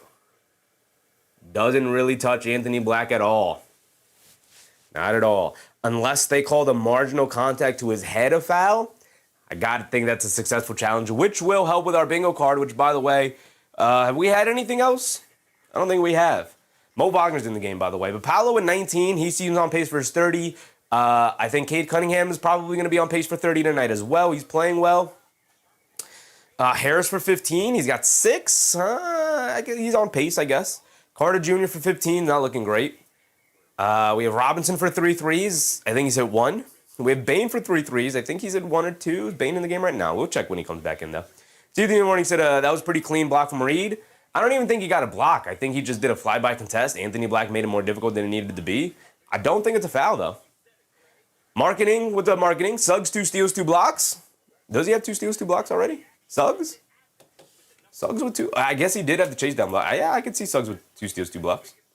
Jalen Suggs, 2 steals, 2 blocks for Jalen Suggs. Yeah, we have him up here for stocks, right? Yeah, we have him for 3 stocks as well. So Thompson, 3 stocks. Suggs for 3 stocks. The defensive wings, guards, going at it. Thompson got him slightly beat, though, with 3 steals and 2 blocks. He's got 5. Suggs got 4. We have any player for 3 blocks. So if either of those guys pick up 1 more block as the game goes on, we'll fill that in. Any player fouls out. They're not calling fouls tonight, so I think we're pretty good in that department. Mike said, still like the Magic in this one. What's up, Chevy? What's up, Knicks Nation? What's up, Mike? Yeah, I mean, it's a close game. Could go either way. It's a coin flip for sure. Bruce Fowler said, everyone is anointed all-star now. We have to be told who is an all-star as opposed to when we knew who was an all-star. I think the league's in a bit of a transition where new stars are coming along. I think we know who the all-stars are. I mean, Duran is a first-time all-star. We'll see how many more all-star games he makes throughout his career. But he's, one of those guys who's not showing up in the playoffs right now. He's not stepping up. Kick said, is De Silva a fraud? Tristan De Silva? He's a bench wing. I think it's his 2nd year. Why would he be a fraud? He's a young player still figuring out his game, brother. He's a bench player. Giovanni's Coffee? Coffery? Giovanni? What's up, Giovanni? I need Duran under 15.5. I'm rooting for you. Bruce Fowler said all-stars with massive holes in the games. There have always been all-stars with massive holes in the games, big dog. There's 24 all-stars named every year. A few of them have holes in their game. It happens. We know who the perennials are. There's like 7 or 8, probably 7 to 10 perennials, and then, 4s that are kind of toss-ups. Guy will make it, 2 or 3 years in his career to an all-star game. Guy will maybe make 1 all-star game. It's always been the case. Tyrone, what's up, Tyrone? Banchero keeping Orlando in the game? Yeah, it's been Orlando.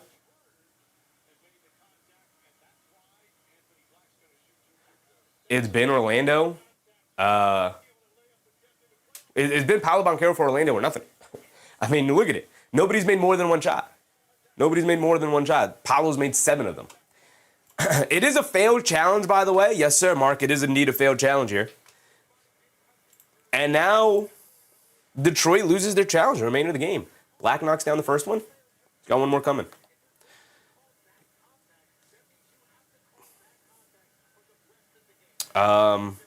Failed challenges down here. Boom. There we go. And Anthony Black knocks down both. Let's update our bingo card for a second as Detroit brings the ball down. Updated for the first time. There we go. We got 4 things filled in. Black did knock down the second one. It's a 1-point game. Danish Jenkins up top, dancing with it against Javon Carter. Coming to his right, gets it over to Duncan Robinson, curling off the screen. He misses yet another one. Battle for the rebound. And Mo Wagner ends up with it. Here comes Paolo Banchero bringing it down against Paul Reed. Paolo Banchero is going to dance with it. Hesitates. In and out dribble to his left. Good defense from Reed. Now gets it out to Anthony Black. Pulls it out up top. Gets it back to Banchero on the left wing. Banchero. He's going to step back for a 3. This might be his first miss. Misses it halfway down, though. Rebounded to Mo Wagner, who's going to pull it out. Spins off of Harris. Spins again. He has it in the post against Tobias Harris. Backing him down. Drop step. Goes up. Gets stripped. Loose ball. Harris. Mo diving for it. And it's a loose ball foul, Mo Wagner. Wow.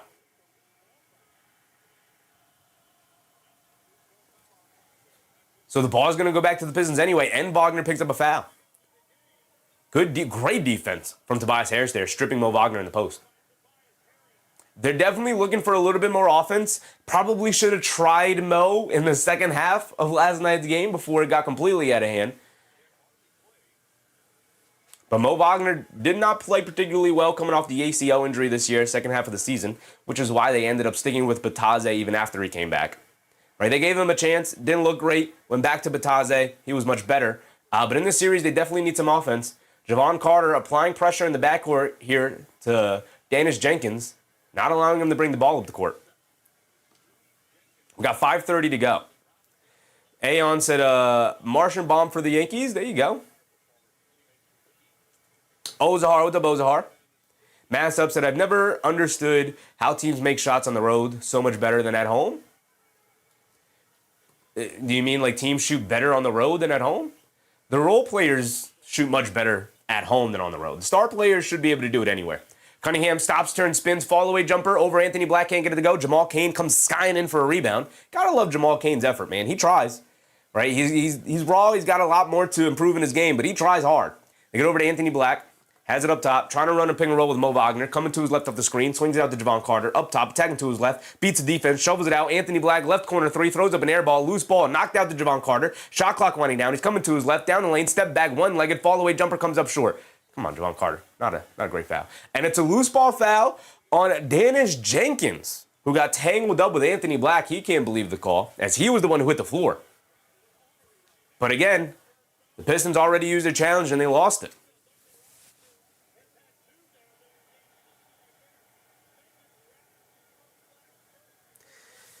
Aeon said, gotta love the hustle from Mo. I don't even remember why I don't like him. I think he started a fight with the Knicks in his rookie early seasons. No, I think it was last year, before the injury. Got into it with Karl-Anthony Towns a bit. Very annoying player to go up against, for sure. They get it out to Jamal Cain. A no hesitation three in the left wing. Cain knocks it down. Look at Jamal Cain go. Wow. 40-38 as Orlando retakes a 2-point lead. These teams have gone back and forth. What a phenomenal game so far. Cunningham up top being guarded by Anthony Black. And they got to get contributions outside of Paolo, man. Paolo's not even in the game right now. Cade Cunningham in the paint, leaves it off of Paul Reed. Layup against Mo Wagner, can't get it to go. Loose ball. And it's out of bounds going back to Orlando. And Mo Wagner providing some energy, providing a spark here. Excellent inclusion by Jamal Mosley here, honestly. He's a better offensive player, a bigger threat. He's already knocked down a three tonight. A bigger threat than Goga Bataze. Bataze is a much better defender, but they're not going, as Mo Wagner subs out now, they're not going to Isaiah Stewart so far. They got Paul Reed now. Isaiah Stewart played a little bit. You got to think there's something physically wrong with him. It's some sort of injury that he's not getting minutes right now. It's just completely taken out of the rotation for the most part. They get over to Carter Jr., over to Bane, and a moving screen on Carter Jr. as Cunningham hit the floor.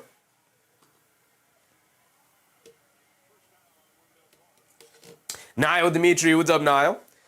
Zoe, what's up, Zoe? Let's go Orlando Magic. They're hooping. Raymond, what's up, Raymond? A little late, but here now. Never late, brother, never late. We got 2.5 to 3 hours here together. They get it into Cade Cunningham. Cade will bring it down against Anthony Black. Anthony Black going heavy for these steals here. Can't get it. Cade Cunningham doing a great job handling that ball. They get over to Harris, down the lane against Bane. Pump fake, draws the foul. He's going to the foul line for 2 free throws. Good manipulation from Harris there. On a quick little head fake to get Bane up in the air as he was driving to the basket and then leaned in for the foul. Aeon said, I haven't liked Mo Wagner for forever. I'm sure he also did that. I do remember recent scuffles with the Magic and the Knicks. Like I said, he's just all around a very annoying player to have to go against. The Magic should love him. Previously on the Wizards as well. He bounced around a little bit before ending up on the Magic with his brother. But very annoying player. He's just passionate. He's feisty. Right? He's unorthodox in the way he moves. So very annoying to go against. 29 other teams should hate Mo Wagner, while the Orlando Magic fans should love him. Said every time I see something like that, I always start singing the Adam Sandler technical foul song. TT Morning said Bane getting in foul trouble. He's got 3 fouls now, yeah. Yeah, the only player in the game with 3, the only player in the game in foul trouble. He's going to remain on the court, though. They get it into Banchero, who subs back in, and we're tied at 40. Harris knocked down both. Tied at 40, under 4 to go here in the first half. Banchero dancing with it. Gets it over to Bane. Coming off a go screen. Throws up the 3. Got it to go. Desmond Bane. And that's why you got to leave him in there. Every time you knock down a 3, it feels huge in this game. Cunningham bringing it down. Coming to his right off a double screen. Gets it over to Harris. He'll walk into a pull-up straightaway 3. He'll miss it. Rebounded by Duren. Duren kicks it out. Robinson relocates. Extra pass. Dennis Jenkins, a left wing 3. He'll knock it down. Big time shot for Dennis Jenkins to get those 3 points right back, especially for a guy like him who's been miserable from the field in this series. They hand it off to Banchero up top. Dennis Jenkins 2 for 2 from 3 tonight. That could get him going. That can get the confidence going. Banchero calling for a screen from Suggs. He wants Dennis Jenkins into the action. They swing it out. Suggs, left wing, ran off the line, in the paint, gets caught in the air, throws up the floater after the contact, can't get it to go, battle for the rebound. Dennis Jenkins rips it down. Hit ahead to Cunningham. He's got room, attacking, draws the foul. He's going to the foul line for 2 against Paolo Banchero. That's 2 fouls on Banchero. Cade going to the foul line for 2. Mark said Suggs is worthless. Suggs is not playing well. If he's not playing well, honestly, I might lean on to Javon Carter a little bit more. Just a little bit more. At least I feel like Javon Carter would have taken this shot here. Suggs, you have to just shoot the shot. Goes into the lane and throws up a tough floater. Cade Cunningham at the foul line for 2. Knocks down the first one. Got another one coming. Both teams in the bonus. Miguel, what's up, Miguel? Knicks fan, what's up, Knicks fan? Pistons suck. I mean, they're hooping right now. Bruce Fowler said, I'm just glad the Knicks are healthy. Tibbs maybe did run the starters into the ground. Don't know if last year's team had the stamina to do what they did the other day, if they played 40-plus minutes. Yeah, who knows?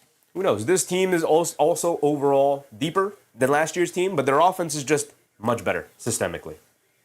Banchero on the left wing attacking, down the lane, hop step, fall away baseline jumper. Oh my goodness, off of movement, fall away baseline jumpers. He's getting everything to go down tonight. It's not a great sign for Detroit if Paolo's getting those type of shots to go down. But again, it's still a tied ball game. So maybe not that crazy. They get it over to Harris, a right wing 3. He got it to go down. Leaving him wide open from 3 is not a great game plan. It looked like Orlando was going to a zone. Suggs on the right wing, attacking to his left off the Carter Jr. screen. He throws a lob up top to Carter Jr. It's a bad pass. Carter Jr. able to save it somehow. It can't stay in bounds. It's going to go back to the Pistons. It is going to go back to the Pistons. Yeah, I think you might have to get Suggs out of the game right now. He's as good as he can be defensively. He's got 4 stocks tonight. He is sinking you offensively right now, man. Just absolutely sinking you. They get over to Harris down the lane. Layup got it to go. And the foul for Tobias Harris. And Paolo Banchero can maybe go toe-to-toe with Cade Cunningham. But you start throwing in Tobias Harris contributions as well. Cade with 15, Harris with 13. Paolo can't take both of those guys on by himself. He needs his partner in crime in Franz Wagner, and he doesn't have him. Aeon said Suggs is going to recreate his game-winning half-court shot in the playoffs one day, preferably today. Yeah, I doubt it. Mark said, Suggs doing everything he can to give Detroit this game. The offense has been very, very bad. And again, I think it's completely outweighed his defensive contributions, which I think have been solid. But how poorly he has played offensively in terms of his process and everything. Anthony Black down the lane gets the ball knocked out of his hands. His process has been putrid. It really has, unfortunately. Harris knocks down his and one free throw. It's a 6-point lead for Detroit, 51-45. Paolo Banchero has almost half their points. He's got 21 already. They get it into Banchero, being guarded by Harris. Faces up, jab step, going on the baseline, hop step in the paint, tries to throw no look past to Suggs. Suggs, quick pass back over to Banchero, gets it over to Bane, pump fakes, driving it down, gets caught in the air, kicks it back to Banchero, pump fake, sidestep, he throws up the 3 rather than giving it to Suggs. But Carter Jr. right there picks up the air ball rebound and gets fouled on a putback attempt just as the shot clock was about to expire, so he's going to the foul line for 2. Some serendipity there, nice heads-up play for Carter Jr., who stuck his hand down there and snagged it, and then quickly rose up to shoot and drew the foul before the shot clock expired. Mark said Paolo didn't even want to give it to him. Yeah, he caught it on the right wing, and instead of making the extra pass to Suggs, who would have been open in the corner, he said, nah, let me just shoot this sidestep contested falling out of bounds 3. He said, I'd rather take this shot rather than give it to the open Suggs. Yak said, horrible way to end the half. Not great. Not great. I'm not crazy. What's up, crazy? Tay Cowboy said 10 Magic turnovers, not helping at all, for sure. MBM said Duran just hanging all over jerseys. What the officials are looking at now, I assume, is to see if the foul came before the buzzer. There's no challenge, but the officials are reviewing it. And they're going to give him 2 free throws. They're going to give him 2 free throws.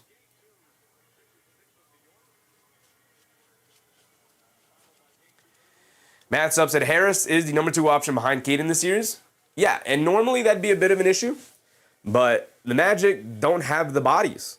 They don't have the options to guard Harris. They have Banchero on Cunningham most of the time, which means Tobias Harris has a free matchup. Who's going to guard him? Anthony Black, Jalen Suggs, Jamal Cain. He's cooking all those guys, unfortunately, for the Magic.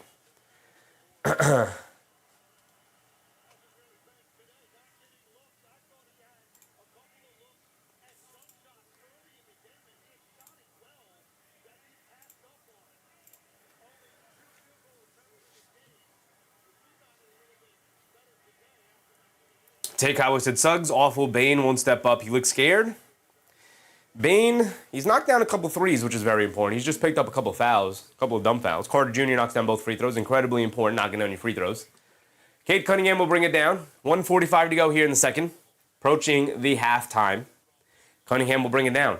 Always important how you close out these quarters. Cunningham coming to his right, crossing over to his left, in the mid-range. Gets caught in the air, kicks it over to Thompson, hands it off to Harris. Harris, tagging to his left against Suggs. He's going to put him in the post.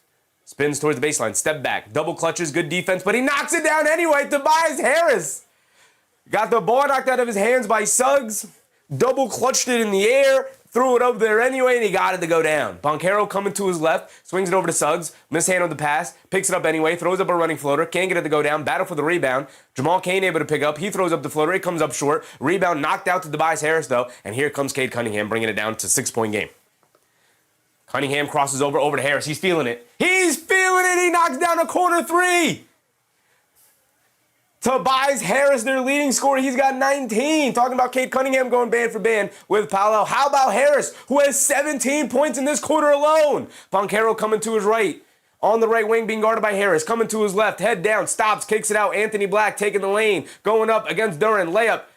Can't get it to go. Gets grabbed to the ground. No fouls called, going for the rebound. Here comes Cunningham pushing the other way. Cross-court pass. Robinson in transition. Ran up the line by Suggs. He'll take the paint. He'll throw up the floater. He'll knock it down. And it's an 11-point lead for the Detroit Pistons. What a way to end the half. 30 seconds to go.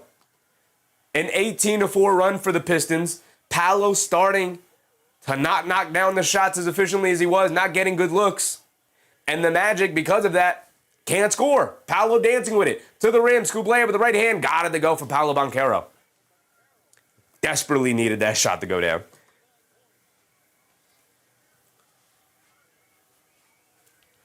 And the Pistons will slowly meander their way to the out-of-bounds line so they can inbound it, take all the time they want to set up whatever kind of play they want to set up here. They get it into Cunningham. Cunningham will bring it down. Send Tobias Harris, get the heck out of my way. They show a double team. They get it over to Harris. Harris will bring it down. They get over to Robinson, ran off the line, back to Harris. Harris looking to get it back up top to Cade Cunningham.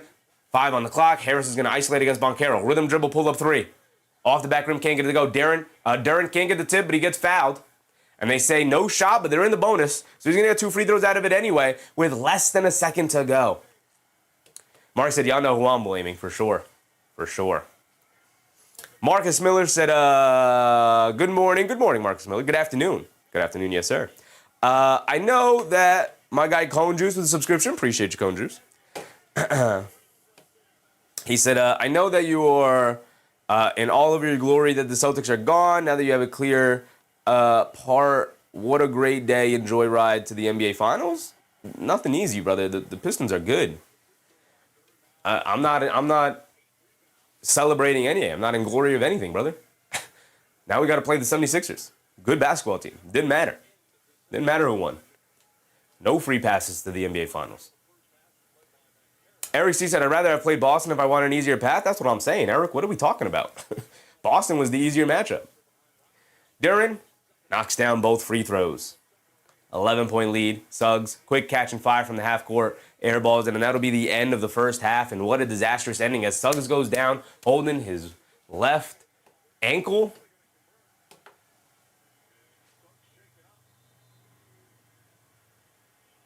And now the refs are going to go look at it. Suggs went down holding his left ankle. The camera was no longer on him, so we couldn't see the contact. Suggs will limp off. Barely standing on his own power right now. The refs tell the players not to go back to the locker room yet. They're going to take a look to see if this meets the criteria of a hostile act. I didn't even see the play, obviously, because the camera cut away because it was following the ball as he threw up the half-court heave. See the replay on it. It was Cade Cunningham coming over to contest. Suggs heaved it up there. And Cade, oh, yeah, landed right on his ankle.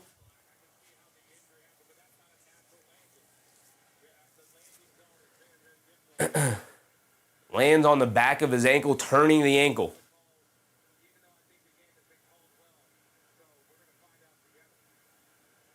Turning the ankle.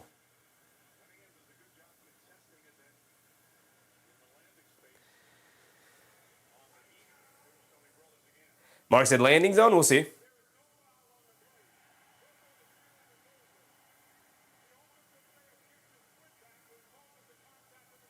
No foul. You're going to keep it moving. But unfortunately for Jalen Suggs, turned the ankle pretty badly there. We'll see if he plays in the second half. Honestly, it might benefit if he's limited in the second half for the Magic. It might benefit them. MBM said hostile act. I mean, I didn't see the play. I assume that's what they were looking at. It wasn't a hostile act. We didn't see the play yet because the camera cut away. So it could have been.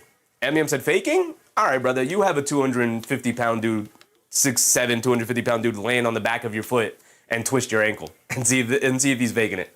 Come on. What are you talking about? Mark said, well, blessing in disguise. It could be. It could be with the way Suggs has played offensively tonight. TD in the morning said, I don't think it was a hostile act. It definitely wasn't. Definitely wasn't. Could have also been a landing violation, which it also wasn't, which the official was rightly called. Bruce Fowler said, so the Garden crowd gets to boo Joel every time he touches the ball. He loves it. He's a real Garden villain. I hate this whole villain talk. I really do. I think it's whack. I think it's corny. I think none of these dudes are villains. I think they're all just basketball players. Some of them are good. Some of them are not so good. None of these dudes are villains. Wilbar said the only way the Knicks win in 5 is if they lose game 3 and 4 and win the rest. The Knicks win in 5, they lose 3 and 4. How would they win in 5 if they lose 2 games, brother? Boss player, what's up, boss? Are you doing both games? We are indeed doing both games here tonight, or here today. Start with the afternoon game. We will be going to the next one. 3 or 4. If they lose 3 or 4. Got you, Wilbar, gotcha. Marcus said, you know, and I know that Reader play the Boston and the Celtics in the Enjoy the Ride. You know and I know that Reader play the Pistons. You'd rather play the Pistons and the Celtics? Enjoy the Ride? I don't know what you're trying to say, Marcus, but you're going to have to play a good team to make an NBA Finals run. So it is what it is. Whoever comes out, roll the ball out, play. It's been my mentality since the beginning. I don't have a preference as to who they play. Nick Yak said Cade could not have known he would put his foot on the right spot. Yeah. It's not a landing violation. It's not a hostile act. It's nothing. They reviewed it. We didn't get to see the play. We saw the play. We were like, oh, yeah, it's a whole lot of nothing. It's a whole lot of nothing. It's an unfortunate play is what it is. Mark said, people in here drinking on a Sunday. I'm not sure what's going on with the chat. Not sure, y'all. Now, Dimitri said Embiid did intentionally hurt Robinson, so yes, he will be booed at the Garden. Embiid is a dirty player. He is indeed. He is indeed a very dirty player. Not the first guy he's tried to injure. Not the only guy he's injured. AP said to win the championship, you got to play the best. Yeah. The best team wins the championship. Very, very few times in NBA history has a team won a championship and we all collectively looked at them and went like, well, they're not the best team in the league, right? Very, very, very rarely has that happened in NBA history. The best team will win. If you're the best team in the league, you will win the championship. TT in the morning said, just use the opponents for the Knicks to take down, not villains. I mean, to be a true villain Halliburton is a villain in my eyes because his team has beat the Knicks twice. We're going to call Embiid a villain. He's never beaten the Knicks in a playoff series. What are we doing? There are no villains. Have a rivalry before we start calling players villains.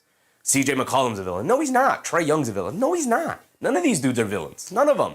Jason Tatum's a villain. No, he's not. These are just good players on the opposite team. They're not villains. None of them are. Beat the Knicks in a playoff series multiple times in a row like Halliburton. That's the only guy I'd consider a villain. And unfortunately for him, I actually like him as a basketball player. Actually, unfortunately for me, not for him. Unfortunately for me. Manuel Mercado, what's up, Manuel? Sixers won't make it past the Knicks? I hope not. El Cone Juice, what's up, El Cone? During 20 points is impossible. I mean, he's got 9. He's not entirely off pace, right? He's not entirely off pace for 20 tonight. He's got 9 and 8. Probably the best game he's played in this series so far. Eric C said, gotta love Mitch bugging out last game, defending himself. Keep Texan flagrant on that bingo card. Absolutely. Raven said, Embiid, he tried to take out Mitch? He did indeed try to take out Mitch. That doesn't make him a villain in my eyes. That just makes him a dirty player. Villains are good basketball players who torment your team. Joel Embiid has not done that to the Knicks so far. Boss player said, so is Michael Jordan a villain? Yeah, he's a villain. Yeah. But that's also like retroactively calling him a villain because we weren't so corny in the past to label everybody a villain. These guys are not villains. They're basketball players. Greg Williams to LeBron. The Knicks were not good during LeBron's era. He was not a villain. The Knicks were terrible. Everybody, by that logic, everybody was a villain for 20 years because the Knicks were a horrendous organization and were terrible all the time. Skonberg said, hope all is well. Can't wait to smack around Philly. I hope it goes that way. I can't wait for the series to start. Can't wait for tomorrow. AP said, Orlando wins this series if they have the German. No one should be afraid of Detroit. Yeah, I mean, they were up 3-1. Franz Wagner goes down in that final win. And, yeah, it's been rough. It's been rough. Hold on, let's take a look at this. Let's go through the box score. Let's go through the team stats as always. Aeon said, yeah, Towns and Embiid have a beef going back to Minnesota days, and as everyone's saying, he hurt Mitch, so everyone should be motivated to whoop Philly. Well, it was also reported, Aeon, that Towns and Embiid squashed that beef years ago. Like, people are bringing up things from, 2018 or something like that? Like, that's been long squashed. They got together, talked it out, hashed it out, had dinner together. That is, half a decade old at this point. Eric C said, Trae Young wasn't a villain worthy. He's a clown. Yeah. I think it's the most ridiculous thing that the Knicks fan base has decided to lean on. Most ridiculous thing. Well, let's talk about this game here. It's been Paolo, Banchero, or bust. He's got 23 points. He's got almost half their points, man. Almost half their points. It is an absolutely ridiculous game for the Magic Roll guys. And here's the thing. You know that the Roll guys aren't going to play as well at home or as well on the road as they would at home. Your star needs to show up, and Paolo's shown up. It's just the other guys alongside him have not given him anything. Whereas you look over at the Detroit side, you got Harris for 19 leading the way. Cunningham with 15. But this is the thing I really, really, really wanted to point to with Cade Cunningham here. 15 points, 3 for 9 from the field, 9 assists. You will need to take one of these avenues away from Cade. You either need to stop him from scoring and turn him into a complete passer, showing him multiple bodies, multiple double teams, or you need to take away the passing ability and make him a complete scorer. Giving him both of these avenues allows him to get his points, he's got 15, and get his teammates involved. Harris now up to 19, but Duren also with 9, right? It is not a recipe for success for Orlando here tonight defensively. If we go over to the full box score now, we could take a look at our bingo card in a minute. Let's take a look at the box score. Let's take a look at the team stats. So if we go over to Orlando's side here, you got Kane for 5. Okay. Kane, a bit guy, a role player. He's knocked down in 2 shots. He's knocked down, one of them being a 3. Fine. We'll take that. 3 boards and assist. Okay. He's got 5 points, 3 boards and assist. Okay. That's solid contribution from Jamal Kane, who shouldn't be a starter. But with Franz Wagner out, we understand why he's there. Paolo Banchero, we already talked about what he's doing here tonight. He's been fantastic. He does have the 2 turnovers, but again, he's the only guy really doing anything. We go to Wendell Carter Jr. You need more offensively for him. There's a reason why I have him for 15 points over on the bingo card. 4 points is not getting it done. No Franz Wagner. You need to step up here. You need to put pressure on Jalen Duren. He's got 4 points, 1 for 2 from the field, 3 rebounds. Not good enough. You go over to Desmond Bane. He's got 8 points. It's okay. It's nice for a bit role player to have 8 points, but when you need to step up and be the second star to Paolo, 8 points ain't getting it done, man. 8 points is just not getting it done. He has knocked down 2 threes tonight. He's 2 for 3 from 3. They're going to need more. Those are the only 2 shots he's knocked down. Spark, what's up, Spark?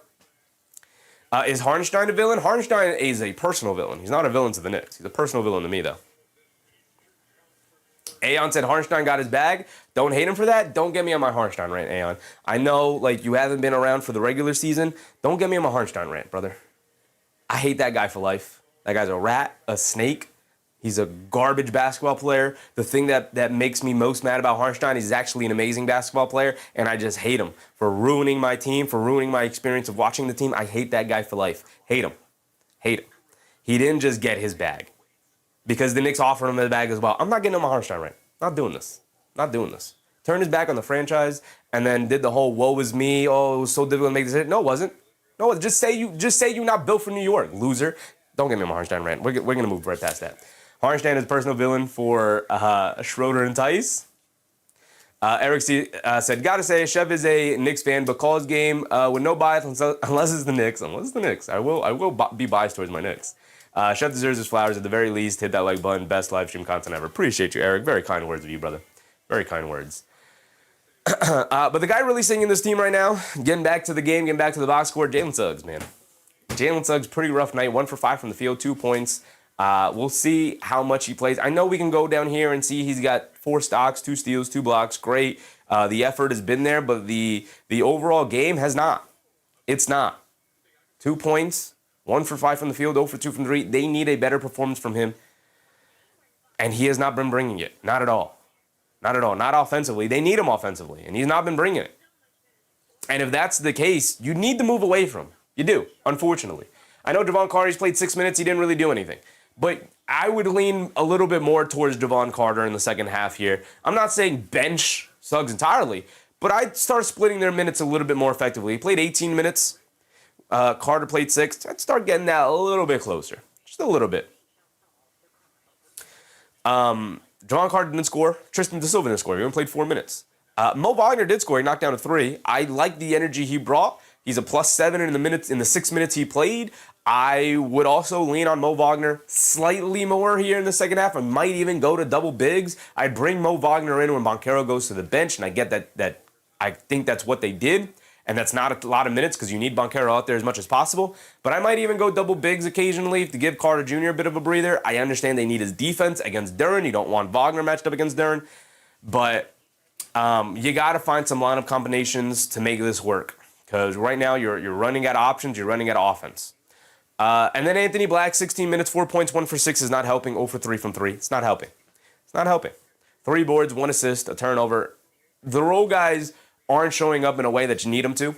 It's been a lot of Paolo Banchero. He gave 23 points in the first half. You really can't ask for much more than that. You really can't. These other guys got to start knocking down some shots. Tobias Harris. And then you go over to the Pistons side, and you see Tobias Harris with 19, and when you see that in the first half, you go, oh, that must be a rough night for the other team. And so far, it's been a pretty rough night for the other team, 60-49, 11-point lead at halftime. 19 points for Tobias Harris, 17 in the quarter. 17 points in the second quarter.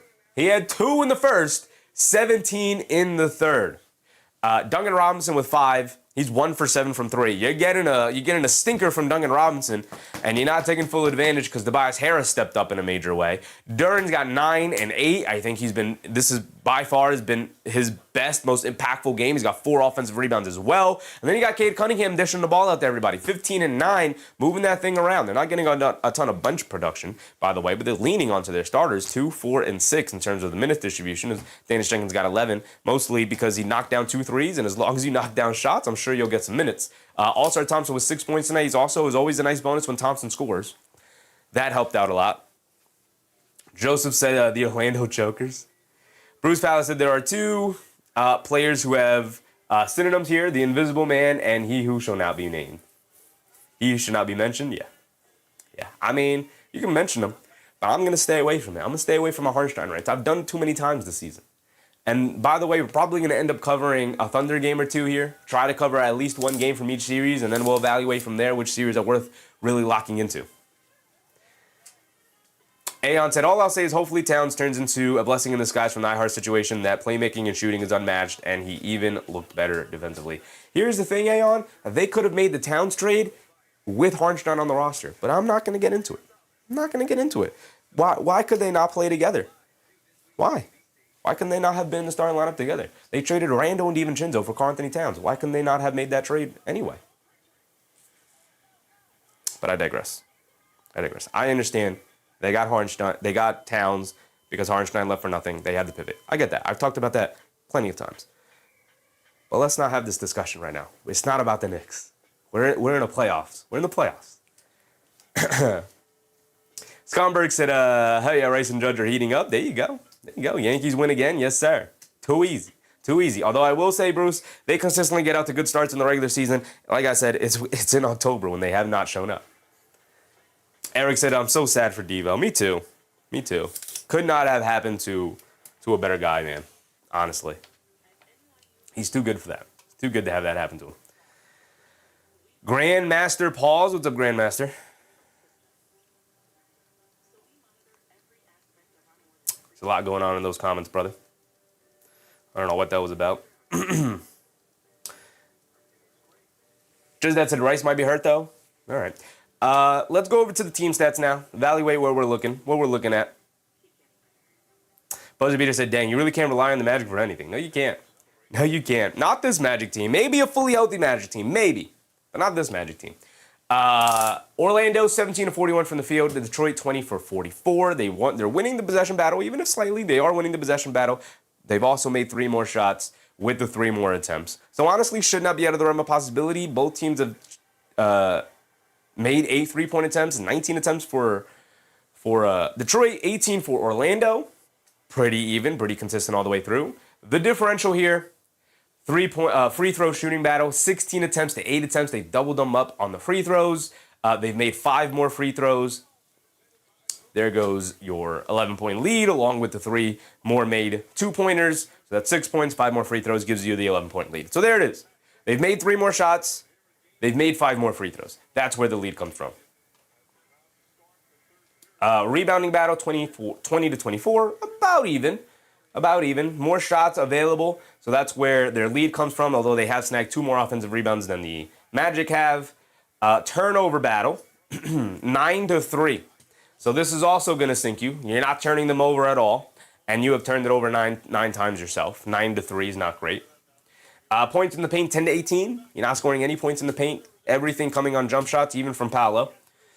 Fouls, 13-7. You're hacking and whacking away. Lead, okay, 52-32. It's not crazy. The Orlando Magic haven't been playing from behind all night. It's been very much a back-and-forth affair for sure. So here we go. We're going to get ready to start the second half right on time. We didn't really go through our bingo card, but we can do that during the next timeout. More important to cover the game. Eric C. So you know what's crazy? Devo, for his short tenure, is a New York Knick for life. And I had a weird epiphany that Hart is my new Starks. Not as a shooter, obviously, but he was Hart before Hart. Yeah. A lot of people have made that connection before. Josh Hart is the John Starks of this team. Obviously, John Starks should not have been the second best player on those teams. Should have given Pat more help. But he's the heart of the team. And so is Josh Hart. And it's why he remains in the starting lineup, which I've said time and time again. I don't mind as long as we have the right countermeasures. Here we go. Let's lock into our game here. Thompson has it up top. We've already started the second half. To get over to Cunningham. Cunningham being guarded by Banchero. Coming to his right, off the screen, picks up his handle, gets it over to Duren. Duren up top. Hits Cunningham coming back door against Paolo. Lefty layup. Got it to go. Beautiful pass from Duren. And Duren is locked in. He's not feeling the pressure anymore. He's feeling himself. 13-point lead for Detroit. He's throwing backdoor passes to Cunningham. He's looking great. Suggs starting the second half. We'll see how much longer he plays. Paolo Banchero is going to dance with it against Jalen Duren here. Crosses over to his left in the paint, leans in, looking for the foul, doesn't get it. Hit ahead to Cunningham, bringing it down the other way. In transition, kicks it out. Robinson, a 3, comes up short on it. Rebounded by Paolo Banchero. Great rebound from Paolo. Came flying in out of nowhere. Paolo bringing it down against Thompson. In and out dribble. Shovels it out to Carter Jr. Back to Banchero. Ball continuously finding Paolo Banchero, man. They're just giving it right back to him. And he throws a bad pass. Desmond Bane, as Duncan Robinson goes the other way for a one-handed slam. Desmond Bane fades coming off the screen rather than coming to the ball and gives Duncan Robinson enough time to jump the passing lane and get the steal. Not a great play, not a great pass. They get over to Carter Jr., foul line, pull-up jumper, got it to go. Gets those 2 points right back, but you gotta string together stops and scores to make this comeback happen. Mark said same personality, same energy. For sure. Cunningham gets it over to Robinson, over to Harris. Jab step, being guarded by Jamal Cain. Coming to his left. He feels the advantage. Sees a double team. Leaves it off to Thompson. Thompson in the paint. Kicks it back out to Tobias Harris. Coming to his right. Puts up the jumper over Jamal Cain. Cain gets a block. Carter Jr. gets the rebound. Gets it out to Bane. Off and running and pushing the other way. Bane on the right wing. Picks up his handle. Gets it to Banchero in the post. Being guarded by Tobias Harris. He's going to back him down. Harris pokes the ball loose. It gets the steal. Paolo Banchero a little too careless on that play right there. Harris read it all the way. Cunningham danced with it against Banchero. Banchero strips him with the steal, but picks up a foul. And there's another one. And that's 3 fouls on Paolo Banchero, which is rough because he's been their only guy getting anything going tonight.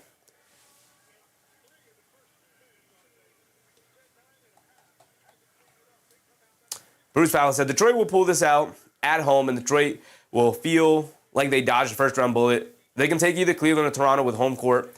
So we may end up, we still may wind up facing them. Yep. Almost another wedgie. Harris tried to tip it up and in, and it wasn't. It did fall off, but it was close to being a wedgie. Desmond Bane on the right wing, attacking Duncan Robinson, kicks it out to Carter Jr., hands it off to Suggs. Coming to his right, off the Carter Jr. screen, slips it over to Carter Jr. Another mid-range jumper, misses that one badly, shoots up a brick, hits the backboard first. Here comes Cade bringing it down. Cade up top being guarded by Banchero. Calling for a screen. Cunningham coming to his left off a Robinson screen. Dancing with it against Banchero. Crosses over to his left. Mid-range jumper over him. Comes up short. Rebounded Carter Jr. Knocked out of his hands by Duren. Back to Cade Cunningham. Straight away three. He's open. Can't get it to go down. Rebounded by Suggs. He's going to push it the other way. 13-point game. Paolo Banchero bringing it down. He's going to stop up top. Dance with it. Swings it over to Carter Jr., hands it off to Banchero on the left wing, dance with it against Duren. Rhythm dribble, step back three for Paolo. Comes up short, can't get it to go. Carter Jr. flops to the floor looking for a foul. Tobias Harris shot out of a cannon, shovels it inside to Thompson, gets caught in the air, leaves it off for Duren, who gets blocked from behind by Banchero. Loose ball picked up by Harris, kicks it out. Duncan Robinson, an open three. He can't get it to go. Duren, an offensive rebound, gets stripped, out of bounds. It's going to stay here with the Pistons, though. Whew, not looking great for Orlando. Pistons killing them on the possession battle now. Couple of offensive rebounds on this possession alone. Gotta end up with these loose balls, man. You have to. These 50-50 plays going towards Detroit right now. You're not helping yourself. You're getting stops, but you can't pick up the loose ball. Harris has it in the mid-range, being guarded by Jamal Cain. Shovels it out to Duncan Robinson, back to Harris. Coming to his left against Cain. Step back, pump fakes. Now coming to his right, mid-range jumper over him. He throws up a terrible air ball. He's looking for a foul. He doesn't get it. Here comes Suggs bringing it down the other way. Suggs up top, gets it over to Carter Jr. Carter Jr. up top, picks up his handle. Gets it over to Paolo Banchero on the left wing. Banchero's going to dance with it against Harris. Coming to his right, backing him down in the paint. Low fall-away jumper. Misses it off the back rim. Rebounded by Cunningham. And here comes Cade Cunningham bringing it down. Putting his head down, attacking. Goes all the way to the rim for a lefty layup, dunk type looking shot. Got it to go down anyway, and it's a 15-point lead. As the lead is starting to balloon, guys. Here it goes. Here it goes.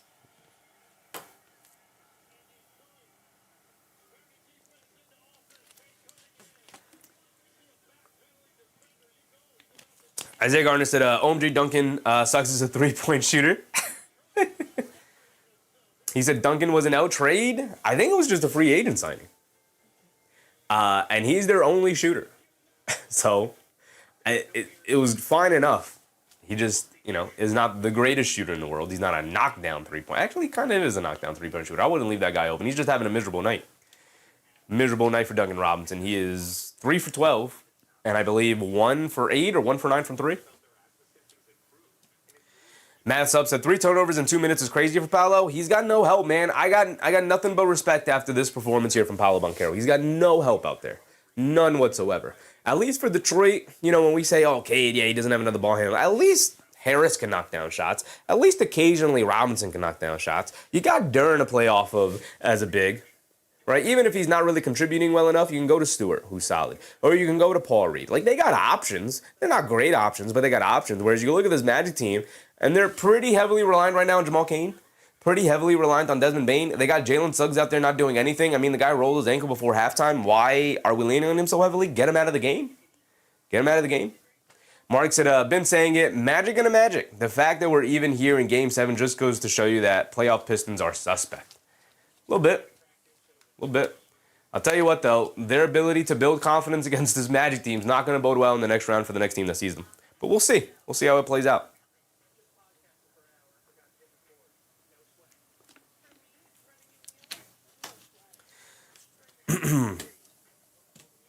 Lord Woods Bloodline. What's up, Bloodline? Joseph said Magic are going out sad, just like Boston. A lot of chokes these playoffs. I mean, they have the benefit of the doubt because they're missing their second best player. They probably would have won this series with Franz out there. But yeah, you got to get some subs in here, man. I'd go to Mo Wagner. I'd go to Javon Carter. I'd leave Kane out there. I'd leave Bane out there. I'd get, I'd get definitely my most competitive guy in Mo Wagner. Like, he'll make something happen. He'll start a fracas. Something will happen with Mo Wagner out there. But right now, Carter Jr. not giving you anything, really. I might even go double big. And I know Paolo's kind of a big, too, so it's kind of like triple big. But you got to try something. You got to try something here. You're down 15. You got no momentum. All momentum pointing towards Detroit. So you got to try something.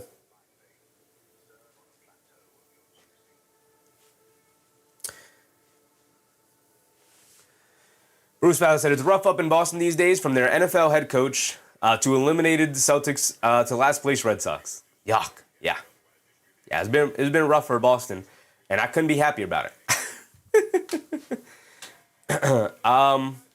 What do we got cooking with our bingo card? We're coming back now. But what do we got cooking with our bingo card? Cade, 30. He's got 19. He's on pace. Banchero is still waiting on the 30 ball. He's got 23. Double-double from anybody? Nobody yet. Duran on pace for that. He's got 9 and 8. 2 consecutive missed free throws from the same player. Haven't seen that yet. Haven't had a shot clock violation. Haven't had a jump ball. Almost had a 4-point play, but we couldn't knock down the free throw. Anthony Black for 12, 3, and 3. He's going to come into the game now. He's got 4, 3, and 1. The fact that you didn't take out Jalen Suggs is crazy to me. Get him out of the game. He's not moving well. Not even playing well when he was moving better. Batman, what's up, Batman? Magic wins? I hope they can come back and make this more competitive than it is. I'll tell you that. Here we go. Banchero up top. Gets it over to Carter Jr., back to Banchero, over to Black, coming to his right off the Banchero screen, driving it down, inside pass, Jalen Suggs to the rim, gets blocked, and it's a loose ball picked up by the Pistons. Can we get Jalen Suggs out of this game? You gotta get him out, man. Now 1 for 7 from the field. Cunningham up top being guarded by Suggs. Again, I know, the defense, yeah, great, but if he's singing you offensively, it's not good enough. To get it into Thompson, Thompson steps through, kicks out to Harris, left corner 3 for Tobias Harris, he got it to go. And it's an 18-point lead. Banchero pushing it the other way, on the left wing dancing with it, coming to his right off the Carter Jr. screen, pass fake, over to Bane in the right corner, inside to Black, outside the Suggs. He'll line up a 3, he'll miss a 3, rebounded by Jalen Duren. Here come the Pistons, bringing it down the other way. Opportunity to go up to by 20 here. Crowd on their feet, not really. Crowd firmly seated. I lied. Cunningham down the lane, knocks down a floater. And it's a 20-point lead. And like I said, against this Magic team, with their offensive ineptitude, it might as well be a 30-point lead, a 35-point lead. This feels like it's getting out of hand here for the Magic. Don't have a ton of faith or confidence that they'll be able to pull this back. Suggs in the lane, kicks it out. Carter Jr., left wing 3. He'll miss it. Anthony Black knocks the rebound out to Carter Jr., over to Banchero. Banchero will hop step in the lane. Ball knocked out of his hands. It's going to stay here with the Magic. Can't even draw fouls right now. Ball getting slapped out of your hands. We're approaching the halfway point of this third quarter.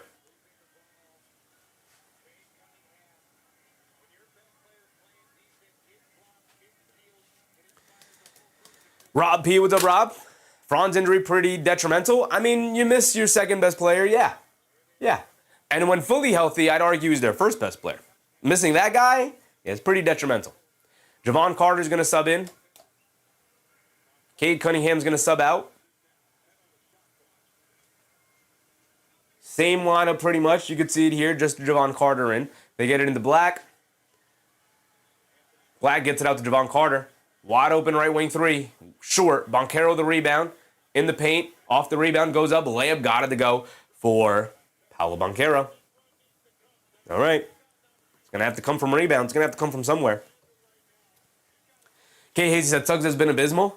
Yeah, I mean, the defense has been solid, but you got to be better offensively. He's sinking the team offensively right now for a team that already struggles offensively. You're going to have to trust some of your offensive players here, even if it hampers your defense a little bit. Danish Jenkins misses the pull-up 3, comes up short, rebounded to Black. Anthony Black gets it over to Paolo Banchero. Banchero dancing with it up top, coming to his left. Step back, pump fakes, gets it over to Bane, being chased by Thompson.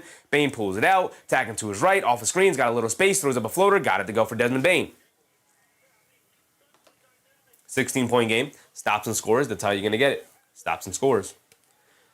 Here comes Thompson bringing it down, especially with Cade Cunningham out. You got to lock in here on Tobias Harris, who's been cooking. You can get a couple of stops and scores. I think you'll be all right. Tobias Harris keeps it, gets it over to Robinson, being chased by Black. Robinson up top, gets it over to Harris. Harris is going to pull it out. Shot clock down to 5. He's going to have to isolate, coming to his right, attacking Carter Jr., loses the ball, knocked out of his hands. Banchero picks it up, picks up his handle, gets it over. And here comes Paolo Banchero bringing it down. Approaching the 5-minute mark. Banchero dancing with it, swings through down the lane, and a foul is called, and Banchero will go to the foul line for 2. They can get it to 14. If they can get this to 10 or under going into the 4th, there you go. But they obviously still have an uphill to climb here. Crazy, what's up, Crazy? Only 6 points so far this quarter. We're getting flashbacks already. Eric C said, the Knicks win the chip, I'll tattoo a chef's cap with the New York logo on my thigh. Why I gotta be the thigh, brother? I don't know if we want the chef's hat on the thigh. I appreciate you, though, Eric. Paolo Banchero splits the free throws. Loose ball. Thompson ends up with it. And it's a 15-point game. And they're applying backcourt pressure to the Pistons here. Thompson gets hit with an 8-second violation. There you go. 8-second violation, you get a turnover. Again, no Cade Cunningham trying to take full advantage of the lack of ball handling. They really have Thompson and Dennis Jenkins that are trusting to bring the ball down. They get it into Banchero up top. We're under 5 to go. Get it to around 10 going into the 4th. You're going to give yourself a chance at least. Banchero putting his head down, attacking to the rim. Hangs in the air, layup. Got it to go for Paolo. And a timeout for Detroit. 13. Quick 7-0 run. A quick 7-0 run. A 2-minute 7-0 run. There you go. 13-point game. It's a great timeout from Bickerstaff. Maybe should have called it after the 8-second violation, I think. But either way, good timeout. Eric said, my upper torso already covered. You can pick from the remaining space, thigh or calf. It's up to you, brother. It's your body. You do what you want with it, big dog. I was just kidding. Delu Marie, what's up, Delu?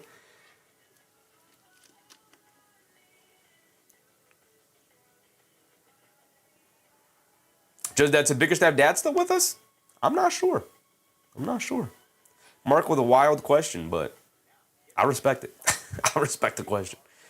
I don't want to know the answer though. I'll tell you that.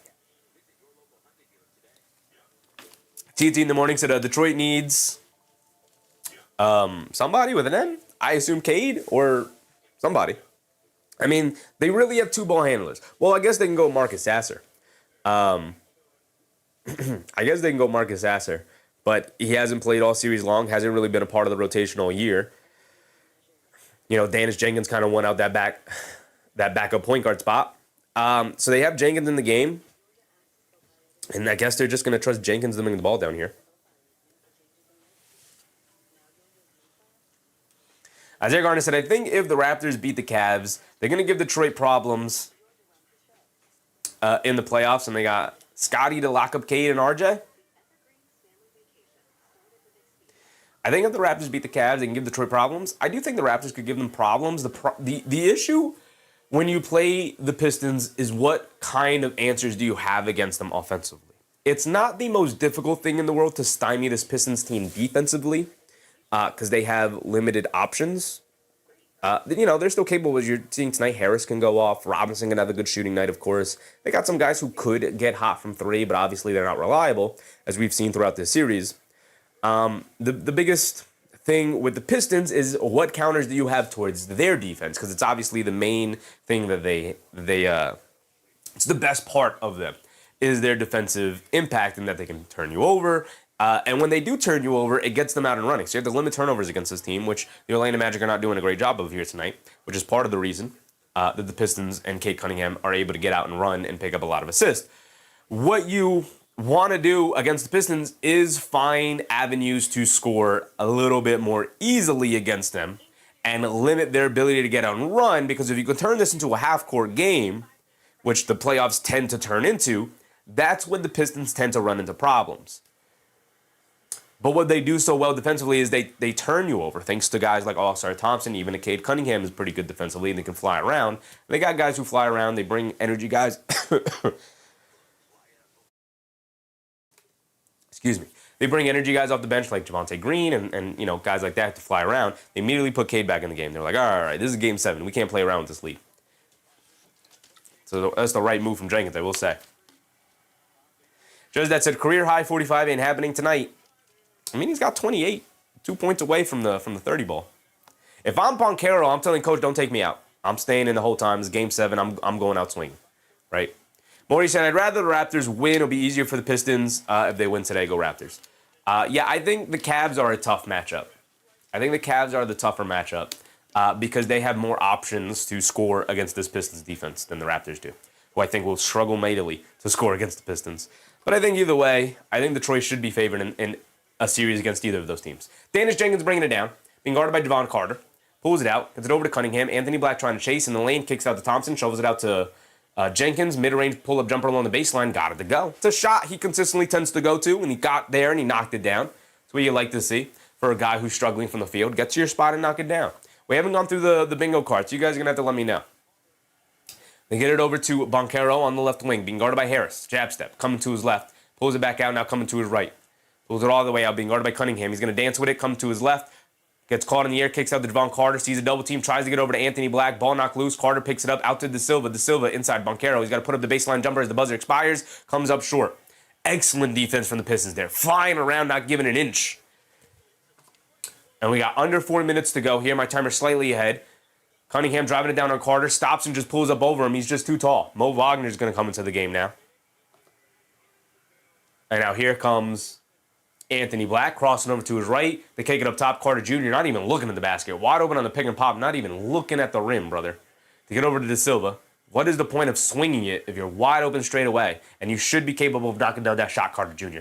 Banchero dancing with it. Stops, turns, spins over to De Silva. Hop steps in the lane. Throws a terrible lob pass in the air. Gets knocked out of bounds.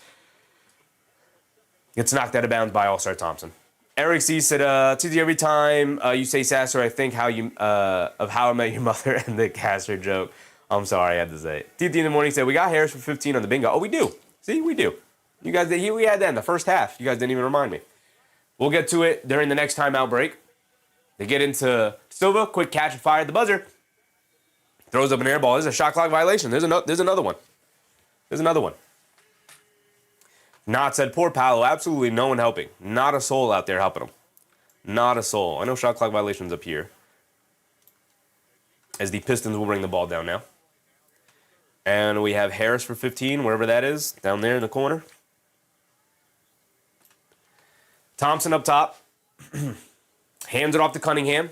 Coming to his left off the Stewart screen. Pull up 3 for Cade Cunningham. He got it to go. Just like that, there goes the 20-point lead again. Quick 7-0 run to get it back. Cade Cunningham came back into the game and calmed things down. Devon Carter bringing it down. 3 minutes to go here in the third. Up top to Franz Wagner. To Mo Wagner. Franz is out, obviously. They get it over to Banchero, being guarded by Thompson. Jab step. Banchero is going to put him in the post. An illegal defense for Isaiah Stewart there, a free point.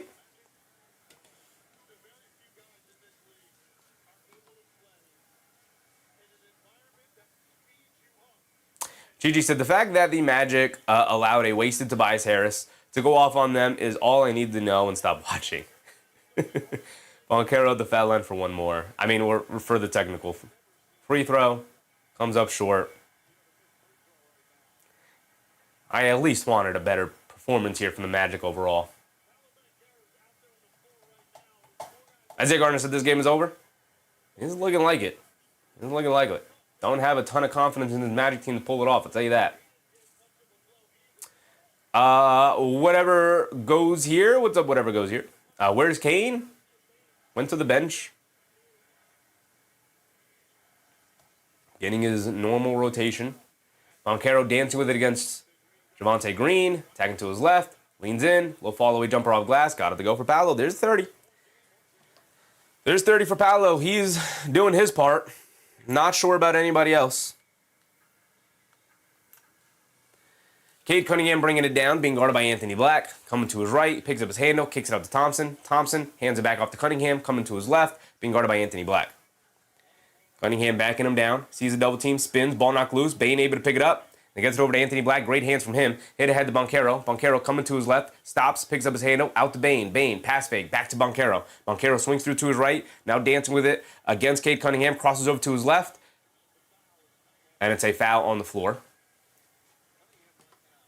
And that is absolutely a hook, by the way. It's a hook on Paolo Banchero, but they give Cade Cunningham the foul. Maybe put his hand in the cookie jar before the hook, but either way, it's a foul on Cunningham there. 2 minutes to go here. Mark said they're cooked. They might be cooked. They might be. TT in the morning said, I won't say it's over until the Pistons get a 30-point lead. I have been there before, TT. I've been there before for sure. Isaiah Garner said, like you said, you can't trust Orlando, especially without Franz. They don't look like the team that was up 3-1 on Detroit. Well, because they're not. They're missing Franz. Paolo Banchero is exactly half his team points, by the way. He's got 30, and the team as a whole have 60. So we are under a minute to go, or under 2 minutes to go, excuse me. Under 2 to go. Bane gets it over to Mo, hands it back off to Bane, cross-court pass to Black, crosses over to his right, loses the handle, picks it up, puts up the jumper, falling away, throws up an air ball. It's another shot clock violation. We already have one of those. So now we have Banchero for 30. We have Harris for 15. Any player for 3 blocks? Are we cooking with that? We'll wait to check. We'll wait to check box scores. So let's just fill in what we know we have, and then we'll check during the next timeout break or at the end of the quarter. We're under 2 minutes to go here. There we go. Under 2 to go. 18-point game. Cunningham up top, coming to his right up the Stewart screen. And they found Anthony Black fighting through the Stewart screen. Mighty Montreal. I will say Banchero has definitely silenced some of the haters with his performance this year. For sure. For sure. At worst, he has put himself in a position where he could be seen as a playoff riser. And at best, he might be finding avenues to be more successful over the course of the regular season, which is definitely where he struggled to be, has struggled throughout his career to be consistent. But come playoff time, I'm pretty confident Paolo will show up. So that's definitely a boost for Orlando. Harris has it in the post against Anthony Black, turns off of him, baseline jumper, got it to go for Tobias Harris.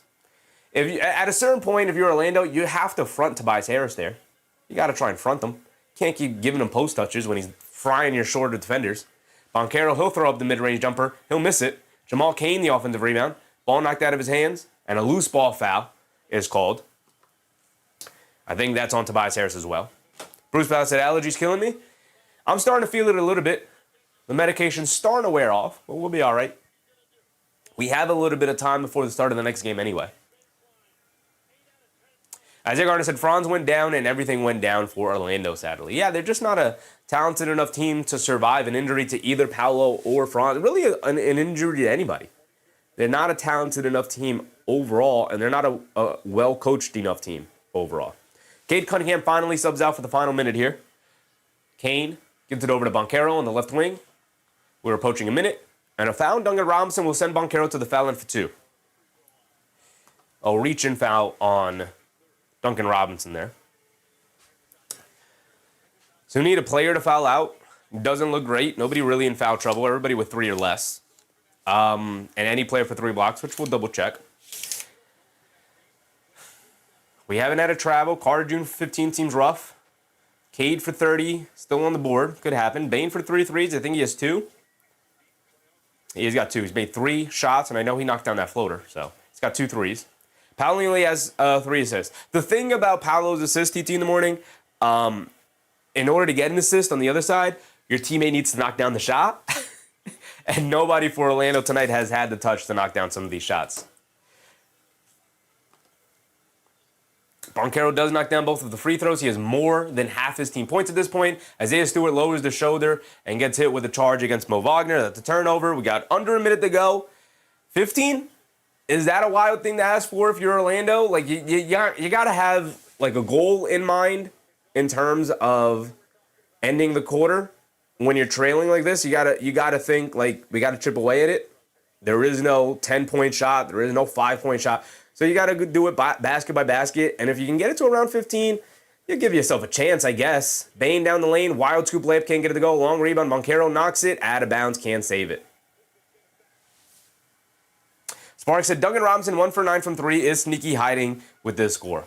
I mean, when you have an 18-point lead and your best shooter goes 1 for 9 from 3, it's pretty apparent that one team is just better than the other team right now. Pistons will bring it down. They could have cut it to 16, maybe 15 on that possession there, but they turn it over. So Harris has it, dancing with it against Mo, leans in, lobs it up top. Stewart can't get the layup to go. Banchero the rebound, and they could still get it to 15 here. At worst, 14, I guess. 16. I can't do math. So Banchero has it up top, being guarded by Harris. Banchero coming to his left off of Jamal Cain screen. Banchero dancing with the ball. Hesitates down the lane. And it's a foul on Stewart. Away from the play, foul. Still 2 free throws for Mo Wagner here. 5 seconds on the game clock.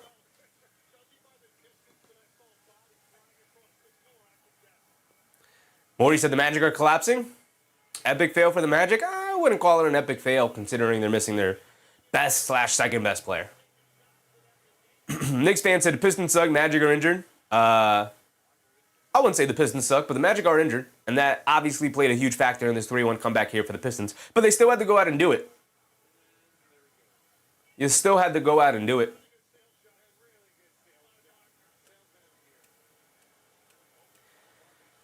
Mo Wagner knocks down the first one. He's got another one coming.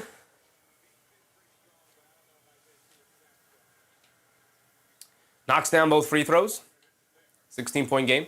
Dennis Jenkins will bring it down against Javon Carter. He's going to bring it down and heave. Puts up the 3 at the buzzer. Got it to go for Dennis Jenkins. And instead of it being 16 and feeling like, hey, maybe, it instead balloons back up to 19, and you're feeling like, dang, that shot may have been a tough nail in the coffin here.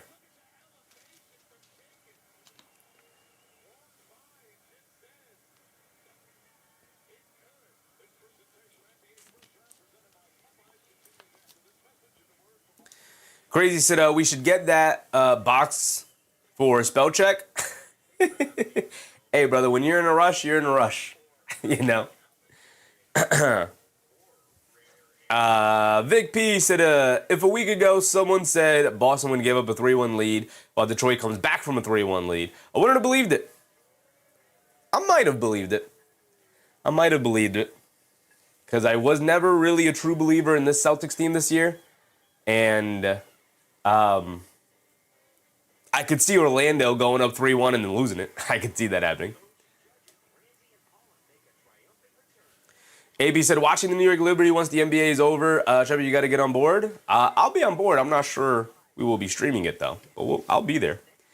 Morty said, Dennis Jenkins for 3 at the buzzer. Absolutely. They're cooking now. It seems like a 19-point lead should be safe enough against this Magic team that really struggles to score.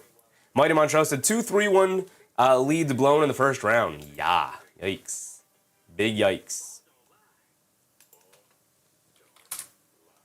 All right, let's take a look at our bingo card, see what we got cooking, see if we can get bingo anywhere, because this game seems pretty close to over.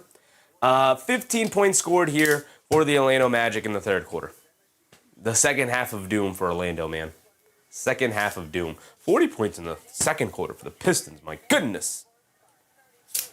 Courtesy of Tobias Harris. John Corley, what's up, John? State DeMarch Inc. What's up, State? Magic need Penny and Shaq. They need Penny, Shaq, McGrady, Grant Hill. They need to go back in time and make sure Tim Duncan ends up a Magic too. They might need him. They need everybody. This block said this series is a perfect example of the Magic this season. Absolutely. Perfect representation of them for sure. AB said, imagine the Knicks and the Liberty in the same season. It's not impossible. Not impossible. Buzzer beater, Dwight Howard. Bring in Dwight Howard too for sure. Hito Turkoglu, Jameer Nelson, bring it all. Rashard Lewis, bring them all. Bring in all of the Orlando greats. Denasia Robinson, what's up, Denasia? I'm a New York Knicks fan, but I'm rooting for that Long Island, New York, a.k.a. Strong Island, New York sniper Tobias Harris. Being Long Island, New York is my home and the home of Rakim. Yeah. Shout him out. Shout him out. Just that said, Detroit wanted to get the most gate money. It was a plan all along. I don't know, going on 3-1 was the plan. I mean, if it was like 1-1, 2-1, 2-2, 3-3, then I could see that being a plan. But them going down 3-1 definitely was not a part of the plan. Detroit boy, what's up, Detroit? Just here to say that we're here. You made it. You made it to the second round. Welcome. We've been sitting here for a minute, but you made it. Caesar Gallardo, what's up, Caesar? Cesar? Caesar? Knicks are really fast, hit threes, great offense. Eastern champs? We'll see. We'll see. Start of the fourth quarter. They try to get inside the Carter Jr., knocked away by Duncan Robinson. And here we go. Fourth quarter. Not looking great. Already starts with a turnover. Cade's going to start the fourth quarter and look to put this one away.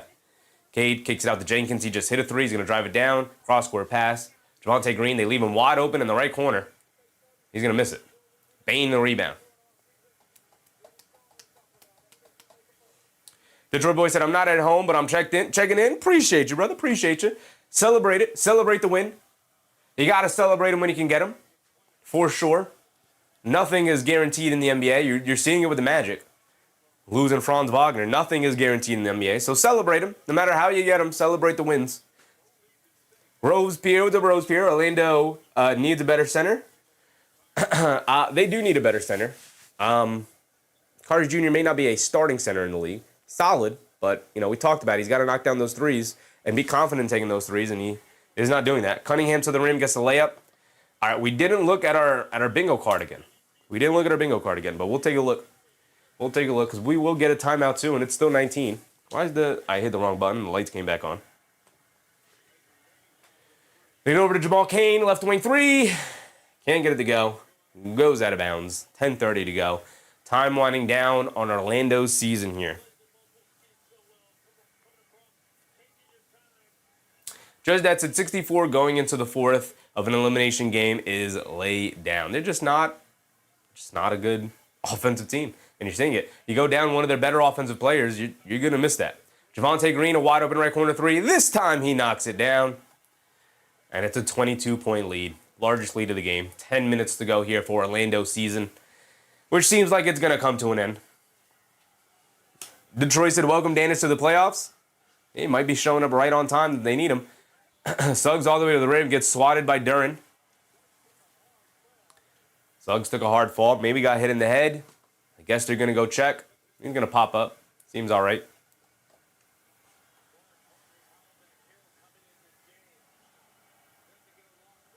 Got hit in the head by Jalen Duren there.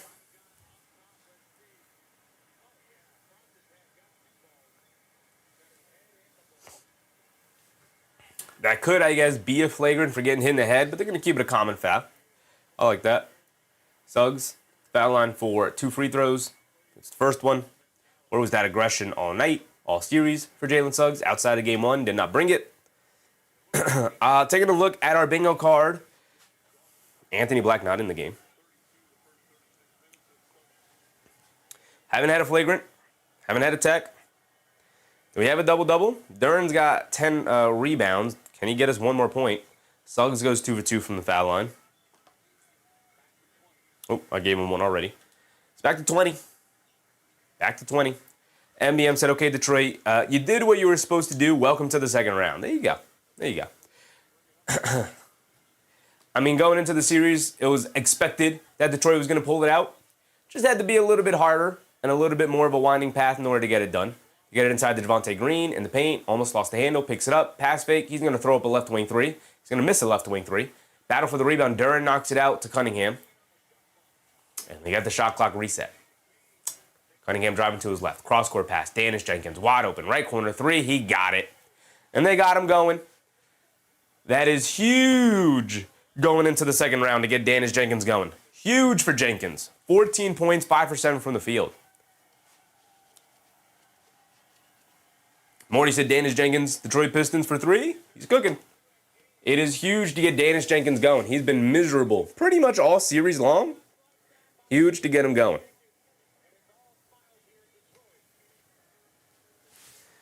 Chi said, I know that Philly coming back 3-1 is expected due to Boston choking threes, but the Magic had no excuses. They had plenty of excuses. They should have been up 3-1 to begin with. Detroit was the one choking. And their best player / second best player, however you want to rank them, went out with an injury. They got plenty of excuses. The injury is more than enough of an excuse for Detroit to not pull this off. Maths Up said, maybe Pistons players are going to choke 23 consecutive bricks to blow their lead to make this competitive. Unfortunately, I think there's only one team in the playoffs as offensively inept as the Magic, and that is just the Magic. I think they're the only team at that point. TT in the morning said, Dennis is on fire. Where's he been? I don't know, but now that he's here, that could spell trouble for the next round for sure.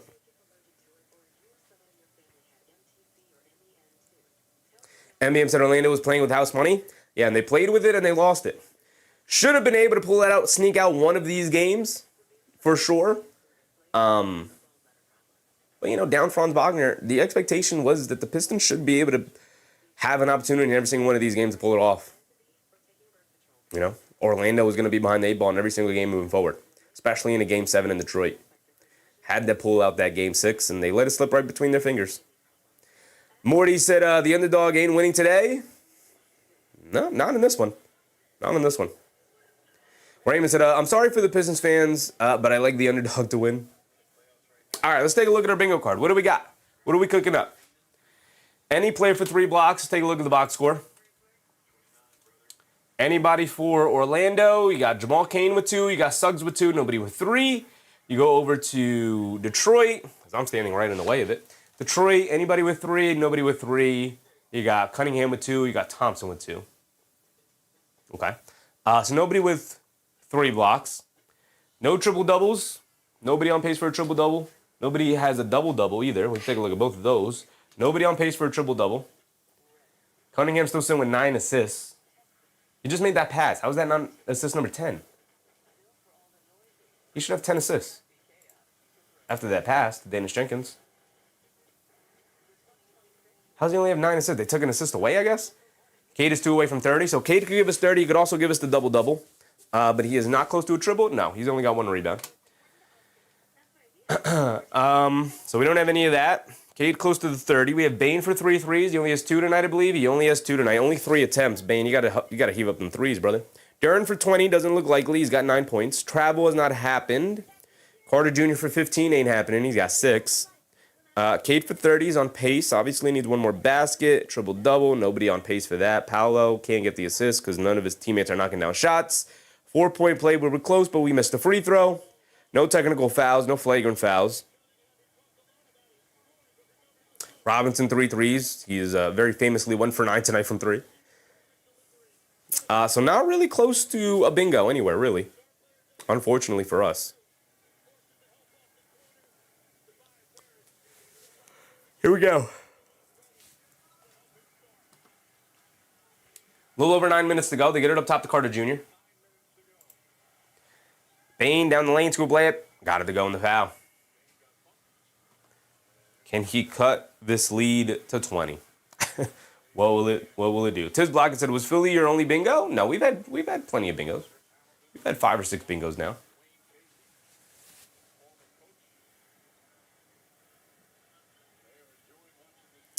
Now Dimitri said, was hoping the Magic would win. Oh, well.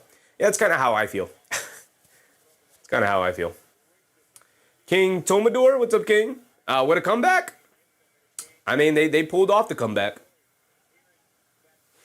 Here comes Cade Cunningham bringing it down. Here comes Dennis Jenkins. Missed the free throw, by the way. So it's still 21. They get over to Duren. Duren, can you give us a basket? Over to Cunningham. Pump fakes, come to his right. Cunningham will take a basket from him. Scoop layup. Got it to go. Okay. 30 for Cade. We'll take it. I'll take 30 from Cade. At this point, I'm rooting for the bingo card now because the game is over. It's been over. Bane down the lane gets blocked and fouled. He's going to go to the foul line for 2 free throws. But we do have Cade for 30 now. If Bane wants to knock down one more 3 in what is going to amount to garbage time here, knock down 1 more 3, and we need a double-double. Duren can get a basket. He's got 9 and 12. Or Cade who's going to sub out of the game now. Cade subs out. Bane knocks down the first free throw. Chris said, why is Darren hogging the rebounds? So that's what he should be doing. Cade Cunningham ends his night with 9 assists. Why did they take assists away from him? He had a cross-court pass assist to the Javonte Green. Why did they take assists away from him? Definitely hurts us. Definitely hurts our bingo card. So he's going to sub out of the game, presumably for the final time tonight. His night is probably done, as Bane misses the second free throw, another one. Bane, a 3, Duren a point. Can we get Duren a basket? Can we get Jalen Duren a basket here?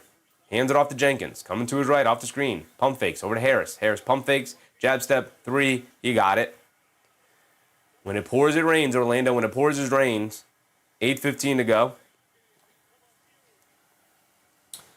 What do we need? Paolo, up top to Bane, a 3. Desmond Bane. Over to Carter Jr. He's going to pump fake, down the lane, layup. Smokes it, but another foul.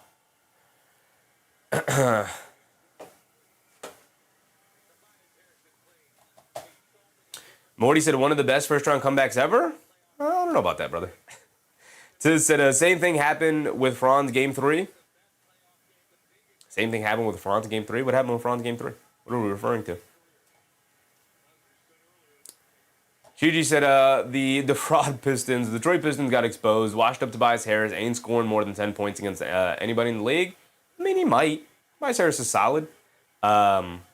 Is a much better. He's under the guide of a much better coach than he was when he was in Philly breaking it up in Doc Rivers, you know. Beer Bad Gummy Shark, 14th 1-3 comeback ever. First series win versus the Celtics since 1982. Yeah.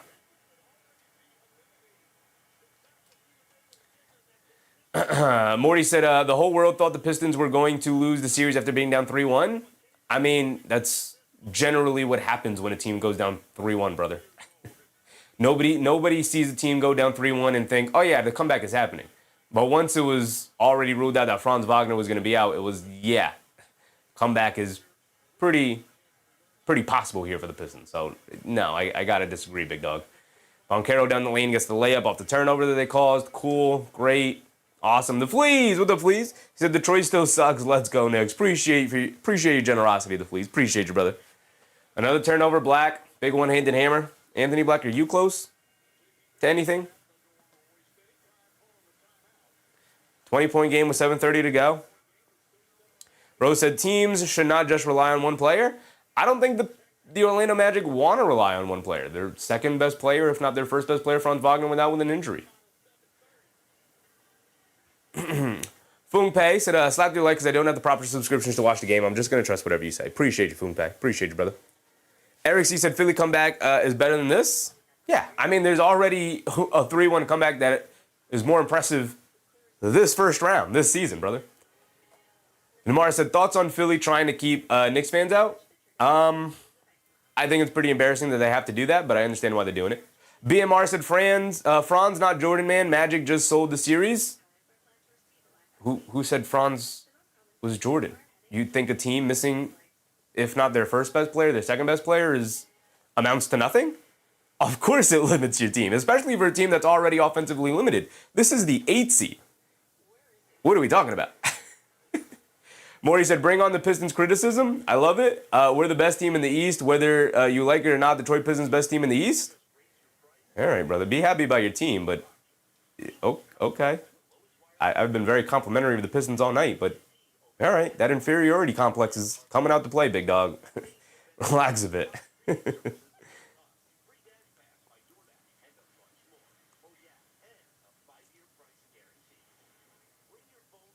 TT in the morning said Philly wasn't playing a very defensive team. I mean, they were a top 10 defense in the league, the Celtics. Very good defense in the league. They just, Embiid's a defense breaker.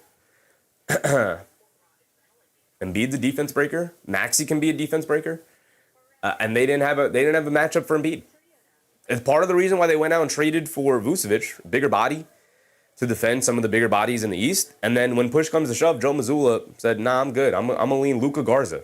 I think it was a poorly coached Game 7 from Joe Mazzulla, who's likely going to win Coach of the Year. Amy said, of course, we thought you were going to lose. We didn't know Franz was going to get hurt. Yeah, The Fleas with a very generous super chat yet again. Appreciate it, brother. He said, Super Morty needs to be drug tested. Let's go next. I mean, be happy that your team won, for sure. 1,000%. Be happy that your team won. But to act as if this is anything more than, like, you were 1 seed and you had to come back down from 3-1 against an 8 seed. It's great that you faced adversity and were able to come through, but, like, you know.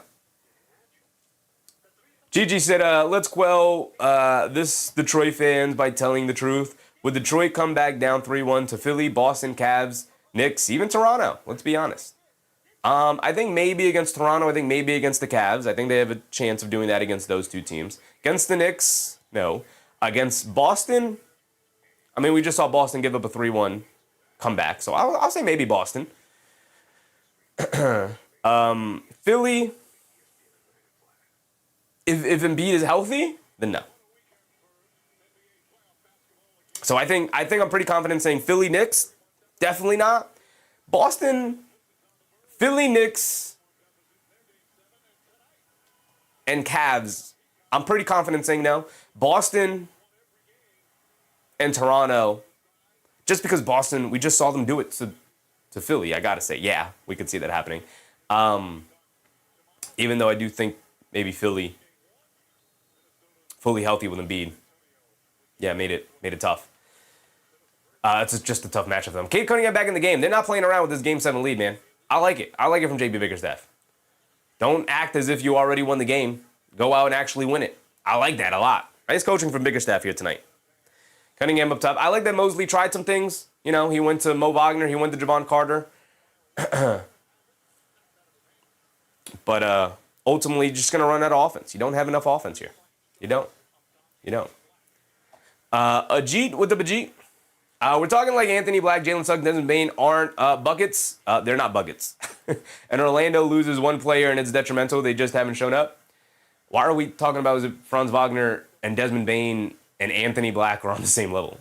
What are you guys talking about? You guys watch basketball? You guys watch the Orlando Magic this year? This team is already an offensive, a team that struggles offensively. Thompson goes to the rim, gets the layup to go. This team is already a team that struggles offensively, and they're missing their second best player. Why are we're gonna put Franz Wagner now on the same level as Anthony Black? Really, big dog? Really? You watched the Magic this year? Listen, the Magic should have been able to pull out a victory over the course of 3 games for sure. We could definitely agree on that. But the act as if losing Franz Wagner is like, well, they lost one player, so what? You know, like that's not the same, big dog. That's not the same at all.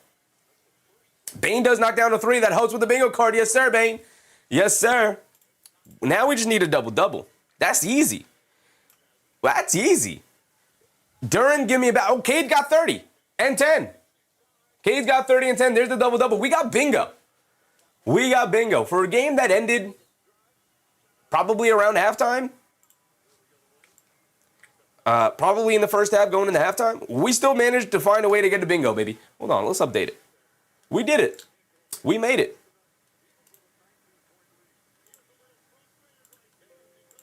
We made it, y'all. We got bingo. We made it. Bane's going to shoot up another one. He's going to miss it.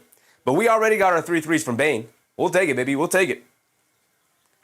Bingo. Bingo. And Cade gets fouled going to the basket. Cade getting 30, Suggs 3 stocks, Bane 3 threes, Banchero 30 points, and a double-double gives us the bingo. Eric said, nobody makes Detroit easy to dislike more than Detroit. Stop it. Run that back to 8 Mile. Like I said, we've covered every single team this year, guys. And you're seeing it tonight. It's not every Detroit fan in the chat, obviously, but Detroit by far has had the weirdest fan base I've had to interact with. No other, and we've covered all 30 teams. No other fan base has been as weird as the Detroit fans. Shout out to the weirdo Detroit fans. Not all of them, obviously. My guy TT in the morning, my guy Detroit boy. Y'all been in the chat. Y'all been chill. Y'all been cool. Y'all understand basketball. These other guys in the chat, not entirely sure. Not entirely sure. The Fleet said they're insufferable. They say some things, and I'm like, y'all watch basketball? Y'all watch basketball like that? We're going to put Franz Wagner on the same level as Anthony Black? Yeah, that's what we're going to do. Carter Jr. knocks down a 3. Where's that been? Where's that been, Carter Jr.? Put him some shots. It's 5 minutes to go. Suggs forces a steal and a turnover. Banchero bringing it down. Hit ahead to Anthony Black. Down the lane, scoop layup. Got it to go. Guys, 16-point game. 16, I guess. Not out of the realm of possibility. If Detroit just tries to feel like they can just hold on and win it, I guess Orlando can put the pressure on them. 16. All right. Danish Jenkins getting tied up. Turns it over. Suggs bringing it down. 3 defenders return. Banchero going to blow past the defense in the lane. Layup, can't get it to go. Gets his own tip up and in. 14-point game. 14-point game. 4:20 to go. All right.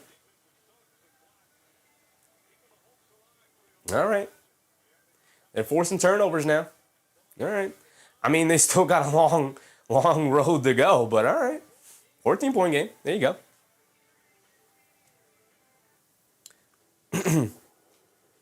Court Bex, what's up, Court? Those are the MSU Spartan fans hating on Wolverine, Franz Wagner. TD in the morning said, Paolo close to fouling out. Yikes. Thank you, Sheffy. We are not all delusional. I know it's not all of you guys, but definitely the weirdest of all. Like I said, I've covered all 30 teams. So I've definitely dealt with my fair share of weirdos from every fan base. But Detroit seems to have the most of them. Every fan base got them. Knicks fans got a bunch of them. I get it. But Detroit has definitely had the most that I've interacted with. Gigi said, I know for a fact that Tobias Harris ain't going off on OG for no 26 points in the playoffs. Yeah, on OG, no. But would he be matched up with Tobias Harris? Maybe, I guess. No, they'd have him on Cade. Yeah, they'd put him on Cade. Who'd be guarding Harris? Towns? No, because you need him on Duren to match up the physicality. Josh Hart would be on Tobias Harris, I guess. Chris said, do you think Thompson getting 2 more points? Or 2 more rebounds? Thompson? Not even in the game right now, brother. So I'm going to lean on now. BMR said, so Franz is a franchise player, yes or no? Yes. Yes. He has been their franchise player, and he has been hurt this year. It's part of the reason they've had a miserable season. Cunningham gets fouled by Suggs. Banchero with 4 fouls. Suggs, is that his 3rd or his 4th foul? Either way. Not close to anybody fouling out, which could help the bingo card. Is the low-key. I stay low-key. There you go. I stay low-key. I need 1 assist from Suggs. I'm rooting for you. 6, 4, and 4 from Suggs. Side out of bounds. Cunningham has it up top, being guarded by Anthony Black. Why did I stop the timer? Got 4 minutes to go. Time not on the side of Orlando if they want to pull off the impossible here. Almost a turnover. Gets knocked out of bounds. 1.6 on the shot clock here for the Pistons.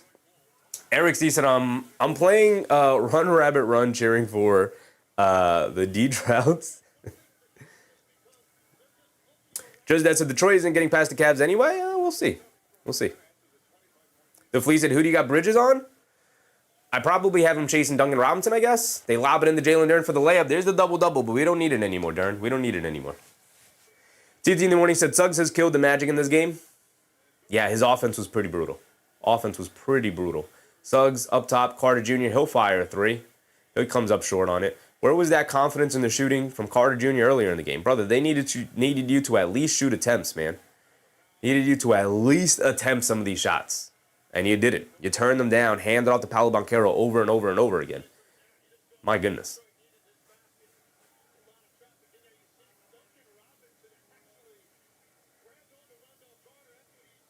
The Joy Boy said, people disrespecting the 60 wins, so we got to talk a little bit. I've said over and over again, be happy. Celebrate the win as Harris knocks down a 3. It's probably the final nail in the coffin right there on whatever mini comeback this was from Orlando. Be happy that you won, for sure. But don't get out of character. Don't be a weirdo. TT in the morning said Suggs has killed the Magic. Yeah, I read that one. His offense has been brutally offensive to my eyes. Namar said, I don't think Cavs win against the Raptors. I think that the Cavs? Oh, you don't think the Cavs win against the Raptors? We'll see. Cavs have been incredibly disappointing here during the playoff run. I'll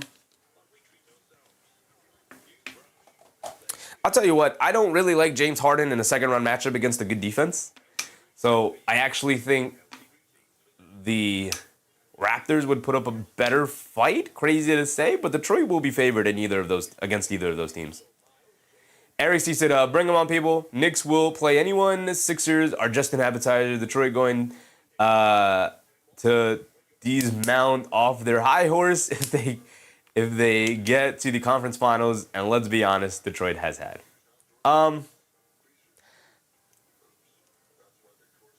Detroit's had a good season.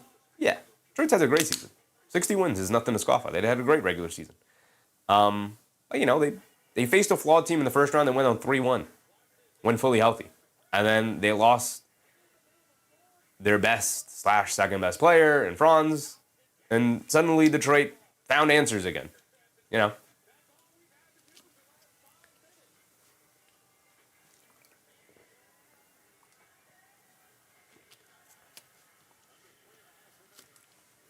Knicks fan said, going to Game 7 as the one with 60 wins is not a good off accomplishment.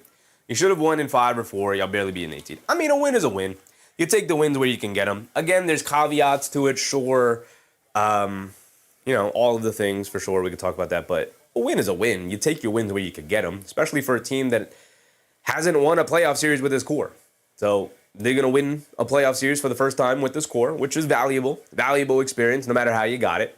And then you're going to get to the second round, and you're going to face, presumably, a better team than this Magic team. But we'll see. We'll see. Presumably a better team than this Magic team. But like I said, we'll see. Live Smiley with the Smiley. Knicks going to be disappointed? I don't think the Knicks care, brother. I think the Knicks care about the 76ers. I wouldn't even be surprised if the Knicks most of the Knicks players aren't even watching this game. I wouldn't be surprised, brother. Detroit said any team that makes the second round is a good team. I mean, arguably, the Lakers did make it to the second round, and I don't think that's a particularly good team. I think they employ one of the best players of all time, even if he is 41, and found a way to win. But that's just me, though. I know other people would disagree. Danish Jenkins gets swatted out of bounds by Carter Jr., who has 12 points now. He could sneak away, get up to 15, and if we can get a travel, could be another bingo. TT in the morning said, I agree that Detroit is not a juggernaut. I know the regular season isn't everything, but teams that do get 60 wins by accident, without doing something right, they are resilient. Yeah, I don't think any team in the East could be favored at any point ever with the way the East has gone. Not the Knicks, not the Pistons, who are presumably the two best teams remaining here in the East, as Robinson knocks down a 3. His second of the night. Can he give us 3 threes, right? That's what we need. Will that help anywhere? Not really. I don't even know where Robinson's 3 threes are. Anthony Black knocks down a jumper. What is he at? 10-5? Does he have steals? Hold on. Can he give us 12, 3, and 3? That's not going to help us with bingo anyway either, though. Robinson 3 threes, 12, 3, and 3 could help. Hit ahead of Robinson. Let's take a look at it.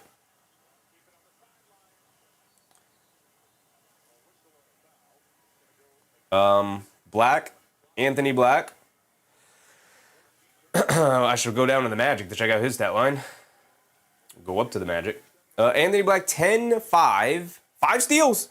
That's 12. That's 12, 3, and 3. Oh, no, he's got 10. He's got 10. Anthony Black got to give us one more basket.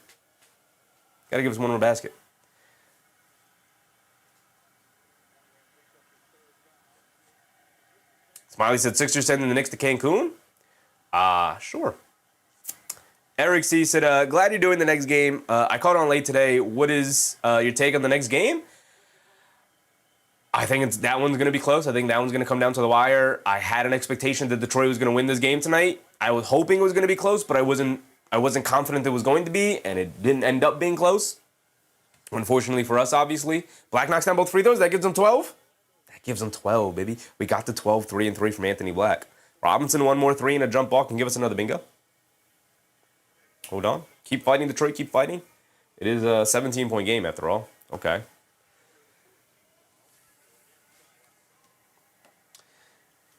My take on the Knicks series, it's going to come down to the wire, obviously, like the last game did. And I think Cavs end up pulling it out. They are at home. Although Game 7 Harden is looming. We'll see what Game 7 Harden has in store for us. You never know with that guy. You never know. Harrison in the lane throws a lob up top during a two-handed slam. Okay.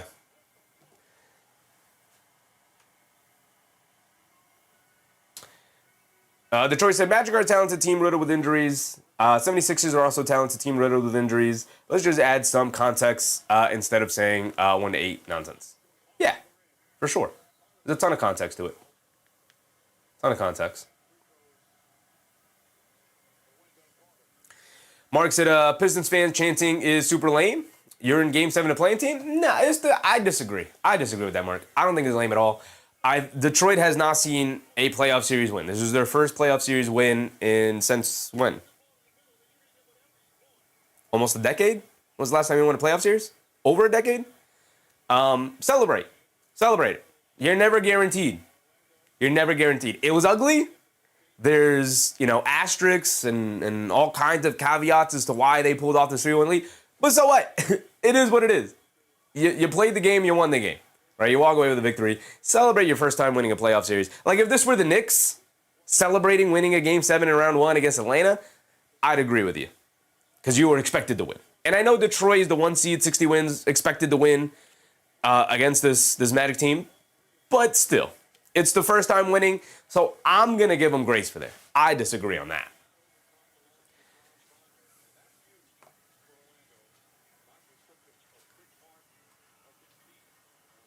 Mark said Detroit was expected to win. Yeah, I get it. I get it. I mean, you're not wrong for feeling that way. You're not wrong. I get it. I disagree, though.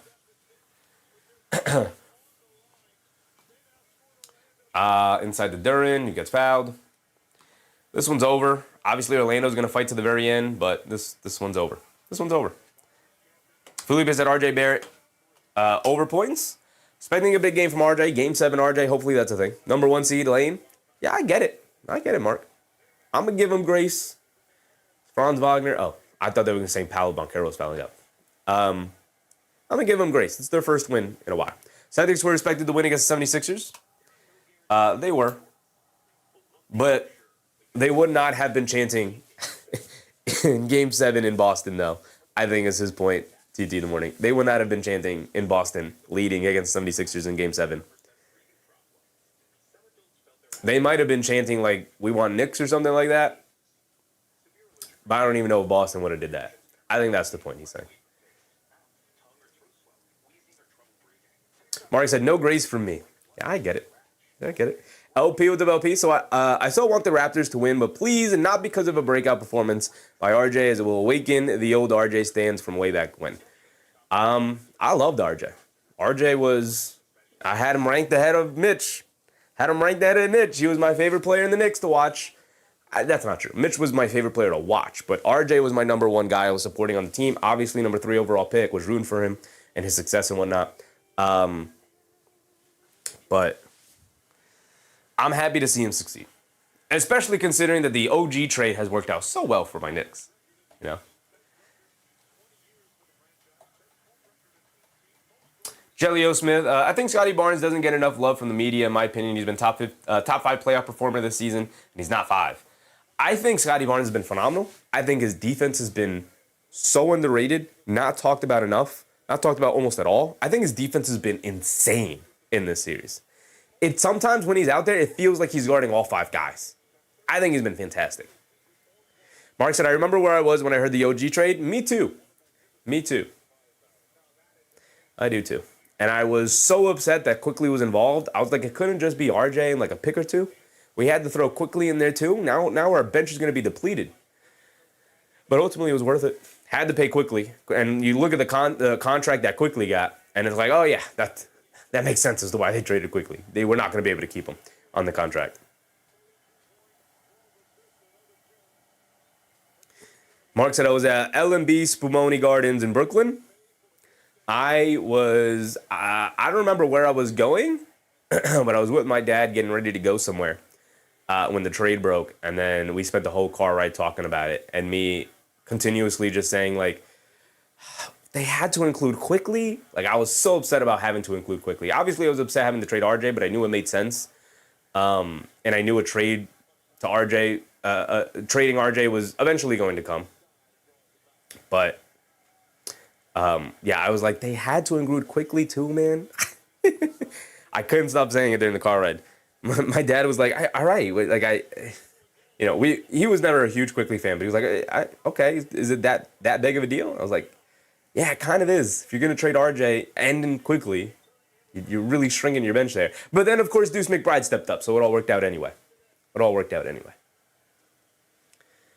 I can see right here that Dan Jenkins is gonna knock down both. They're gonna get their end of the bench guys in for the final minute here.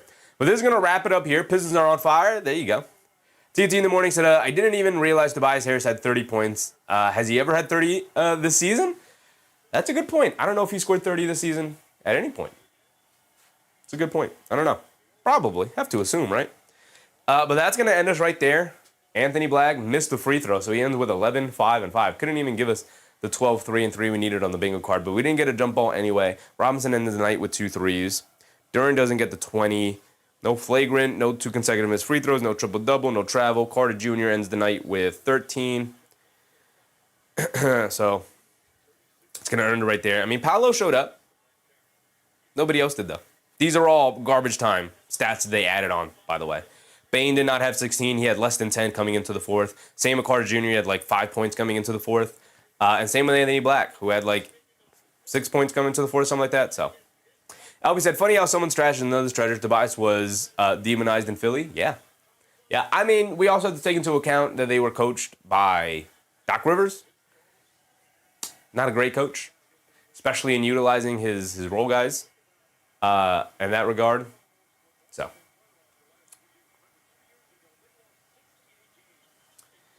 Paolo Banchero knocked down both free throws. That gives them 38. 38 for Paolo, man. 38 for Paolo. Ingram, doubtful. Yeah, well, I'm going to have to trade the bingo card. I'm going to have to change the bingo card now. I might just edit it the way we have been recently and just to throw something else in there rather than create a brand new bingo card to take the one Ingram spot out. But I'll put something else in there instead of Ingram. Probably a CMB spot. Colin Murray Boyles. But I guess we'll wind down the time. Let Detroit fans celebrate here in the building. A floater from, who is that, Chaz Lanier? Was that Chaz Lanier? Was it Holland? That wasn't Holland. That was Chaz Lanier. See, I know my end of the bench guys. I know my end of the bench guys in every team. We got 30 seconds to go. Suggs is going to dribble out the clock, and that's going to wrap it up right there.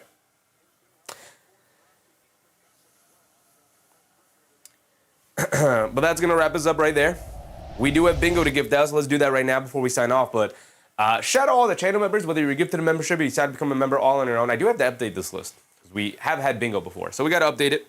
Appreciate you guys. Whether you're gifted a membership or you decide to become a member all on your own, I appreciate your support nonetheless. And then shout out all our guys in the chat, the Fleas, a couple of very generous super chats. Appreciate you. I think Buzzer Beater gave us something as well. MBM, was that today? No, that was yesterday. Appreciate you guys. Appreciate you guys for hanging out with us and supporting the last couple of streams. So let's go ahead. Let's gift out our bingo winners.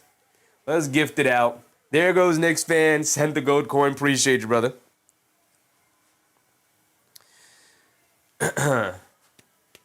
King Tomador, Banchero requests the trade. Highly doubted. They're going to fire the coach. Coach is going to get fired.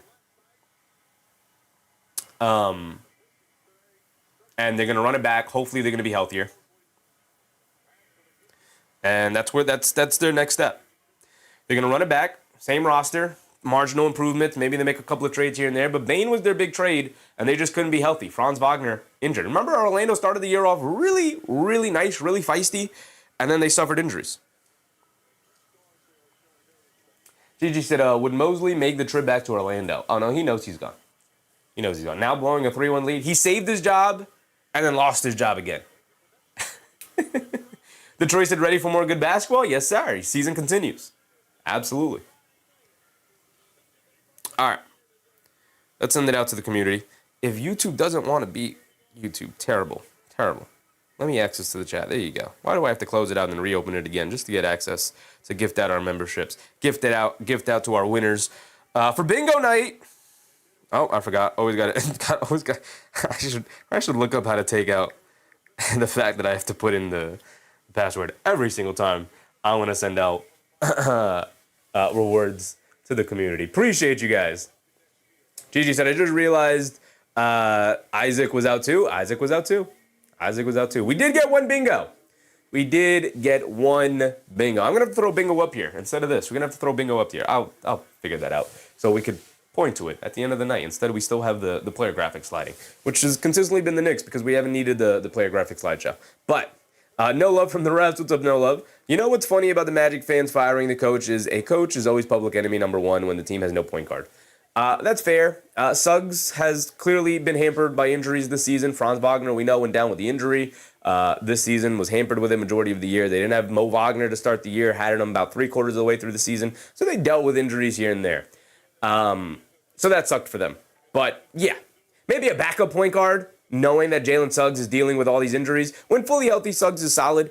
But yeah, Mark said Ingram's out. That sucks.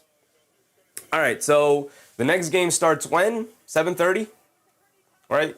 3:30 start time, 7:30 start time, right? I believe that's what it was. Yeah, so we'll be live again in about an hour, 7:15. So with that being said, I appreciate you guys. Shout out everybody in the chat who was able to receive one of those random gifted memberships. And of course, that was sent out because we won bingo. We won bingo. So we will be, No Love said, Suggs secondary facilitator. That's fine, and I think that works out for them, No Love, because they have Banchero and Wagner as kind of primary initiators. To have Suggs as a secondary initiator, I think is fine. It'll work out for them. But again, health. And it's hard to fully evaluate that. Like, I could feel that way, and you could feel that way, and we're both right in that regard because we can't see this team fully healthy for an extended run. Every time they get healthy, another player goes down with an injury. So they're banking on hopefully we're going to get healthy at some point, and our team will come together. But we haven't seen that through 2 seasons now. And then especially after the Bane trade, it feels like, oh, things were going to start to come together. I honestly think their center position might be their weakest. Their bench is obviously still weak as well, like entirely. From top to bottom, their bench is pretty rough. But they need a center that is not Carter Jr., that is not Carter Jr., who refuses to take outside shots and is not big enough to really protect the paint. But there we go. BMR said Suggs is a 2 guard, and I think that's fine. I think he's a combo guard. I don't think he's not a true 2 guard either. It's a combo guard. He could do a little bit of both. But again, playing alongside Franz and Banchero, you don't need a traditional point guard. You need a guy who can knock down threes and play defense, and theoretically Suggs can do that. He just is not consistent at it. He's not consistent at threes, and he's not consistent staying healthy, so the defense isn't consistent either. But we'll be back in an hour. Appreciate you guys. Go ahead, rest up, take a nap. Eat something, shower, clean yourselves up, get ready, and we'll be back later tonight. So I appreciate you. No Love said it's funny when these teams figure out Wendell Carter Jr. and Brandon Ingram aren't good when we all knew on their last teams. Yeah, that's pretty fair to say. I kind of agree with that too. And I think the league-wide knows Ingram's not that great, which is why he was up for grabs. Anybody could have had him at the deadline when he was on the Pelicans, and nobody went out there and got him. And instead, the Raptors were able to get him for like pennies. They're in a talent acquisition mode, so I get why they did it. Anyway, appreciate you guys. Remember, brush your teeth for bed, stay hydrated, and I'll see you on the next one. See you on the next one. Good night. Goodbye, everybody. Bye.